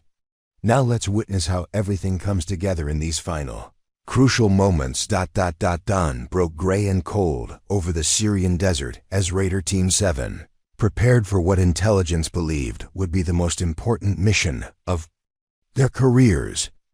The Chemical Weapons Command Center they were tasked to assault represented the nerve center of a network that threatened millions of lives across the Middle East. Sarah checked her equipment one final time: rifle, ammunition, protective gear, and the specialized chemical detection equipment that had become as essential as her weapon. 6 months of fighting chemical weapons had taught her that survival often depended on technology as much as training. "Final briefing in 5 minutes," Williams announced to his team. They gathered around a sand table that depicted their target in miniature detail. Every building and defensive position, carefully modeled based on satellite intelligence and reconnaissance reports. The facility was larger and more heavily defended than anything they had attacked before. Major Hayes provided the final intelligence update, her voice carrying the weight of a mission that had been planned at the highest levels of government. "The target facility coordinates chemical weapons operations across 6 countries, she explained. "Eliminating it could set back the entire network by years." Sarah studied the target model, noting the multiple security perimeters and the sophisticated early warning systems that would detect their approach long before they reached the facility itself. "What's our timeline once we're on the ground?" Williams asked. "You have 30 minutes from initial insertion to target neutralization, Major," Hayes replied. "After that, reinforcements will arrive that could overwhelm even your expanded assault force. 30 minutes to assault a heavily defended facility, neutralize its leadership, and destroy equipment that represented years of development." Sarah had been on difficult missions before, but this one seemed almost impossible. Thompson was examining the intelligence about the facility's defensive systems. "They've got interlocking fields of fire, multiple weapon systems, and what appears to be a sophisticated early warning network," he said. "This isn't going to be a surprise attack. That's why you're getting air support and electronic warfare capabilities," Major Hayes replied. "The Air Force will suppress their air defenses while Navy electronic warfare specialists jam their communications." Rodriguez was studying sniper positions that would allow him to provide overwatch during the assault. "I'll need to be within 800 meters to provide effective support," he said. "That puts me well within range of their defensive weapons." Kim was reviewing the electronic intelligence they had gathered about the facility's communications and command systems. "Ma'am, if I can access their computer network, I might be able to disrupt their operations, even if we can't destroy all the equipment." Santos was preparing medical supplies for casualties that everyone hoped to avoid, but that tactical reality suggested were likely. "What's our extraction plan if things go badly?" she asked. "Helicopter extraction from designated landing zones," Major Hayes replied. "But if those are compromised, you'll need to move to alternate sites that could be 20 kilometers away. 20 kilometers through hostile territory while carrying wounded and being pursued by enemy forces." Sarah tried not to think about the implications of that scenario. "Any questions?" Major Hayes asked. Williams looked around at his team, seeing the same determination and quiet confidence he had observed before every major operation. "We're ready, ma'am." The flight to the target area took 2 hours in helicopters that flew low and fast to avoid detection by Syrian air defense systems. Sarah watched the desert landscape pass below, thinking about how much her life had changed since that morning in Fallujah, when she had walked into what seemed like a routine mission. Now she was part of a strategic operation that could affect the course of international conflicts, involving chemical weapons and terrorism. The stakes had escalated beyond anything she had trained for, but she was confident that her team could handle whatever they encountered. 5 minutes to insertion, the helicopter pilot announced over the intercom. Sarah's training kicked in automatically. The helicopter touched down in a landing zone that was supposed to be secure, but felt exposed under the vast Syrian sky. Sarah was first out, her rifle ready as she established a defensive perimeter while the rest of the team dismounted. "LZ secure," she reported as the helicopters lifted off, their noise fading into the distance and leaving Raider Team 7 alone in hostile territory. Williams oriented the team toward their target, still several kilometers away across terrain. That offered limited cover. Movement formation, standard intervals, watch for IEDs and observation posts. They moved across the desert like ghosts, using available concealment and avoiding skylining themselves against ridges that would make them visible to enemy observers. The early morning light was growing stronger, reducing their concealment, but improving their ability to detect threats. Kim was monitoring electronic emissions from the target facility, providing intelligence about defensive preparations and communications. "They know something's coming," he reported quietly. "Increased radio traffic and what sounds like alerts to security personnel." Sarah wasn't surprised that their approach had been detected. The facility's early warning systems were sophisticated, and moving a team across open desert without being observed was extremely difficult. "How long until we reach the target?" Rodriguez asked. Williams consulted his GPS and map. 20 minutes at current pace. But we'll need to slow down as we get closer to avoid defensive positions." Thompson was carrying additional explosive charges designed to destroy the facility's command and control equipment. Once we're inside, I'll need about 10 minutes to place charges on all the critical systems, he said. 10 minutes was a long time to spend inside a hostile facility while under fire. Sarah knew that their success would depend on speed, coordination, and the kind of aggressive tactics that left no room for hesitation. As they approached the target facility, Sarah could see why intelligence considered it so important. The complex was much larger than it had appeared in photographs, with multiple buildings connected by underground tunnels and protected by sophisticated defensive systems. "Target in sight," Williams reported, initiating final approach. The assault on the Chemical Weapons Command Center was about to begin a mission that would determine not just their survival, but the future of chemical weapons proliferation throughout the Middle East. Sarah took a deep breath, checked her equipment one final time, and prepared to face whatever waited inside the facility that represented the heart of a global threat to innocent civilians. "Let's finish this," she said quietly into her radio, 6 weeks after the successful assault on the Syrian Chemical Weapons Command Center. Corporal Sarah "Ghost" Martinez stood in the dress blue uniform she rarely wore, listening to a general whose name she would forget, but whose words would stay with her forever. The actions of Raider Team 7 disrupted a chemical weapons network that threatened millions of innocent lives, General Morrison said as he prepared to pin medals on the Marines who had spent 9 months fighting an enemy most people would never know existed. The ceremony was taking place at Camp Pendleton, with families and fellow Marines gathered to recognize achievements that could never be fully described in public. Sarah's parents had flown in from Texas, their faces showing pride, mixed with the kind of worry that came from learning their daughter had been fighting chemical weapons in multiple countries. Williams, now promoted to gunnery sergeant, stood beside her as the general attached a bronze star to his uniform.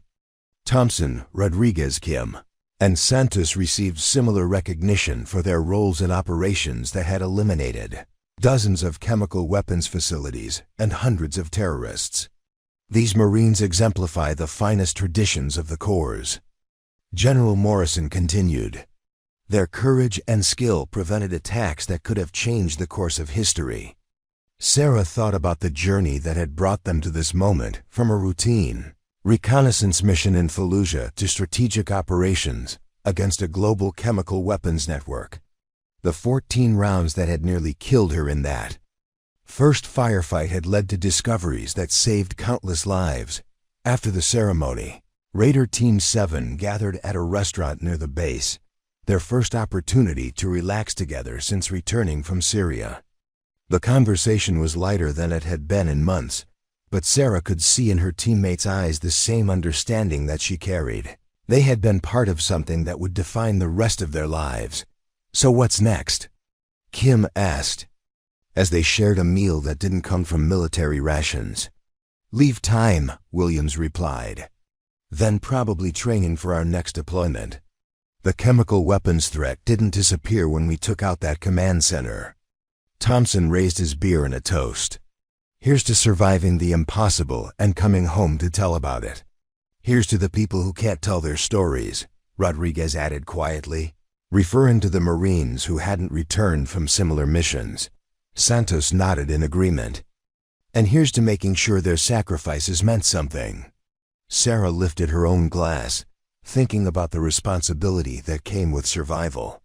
They had been given the chance to continue serving, to use their experience to train other Marines, and prepare for threats that would inevitably emerge. "Here's to Raider Team 7, she said, "and to whatever comes next." As they finished their meal and prepared to part ways for their leave periods, Sarah reflected on how much she had changed since that morning in Fallujah.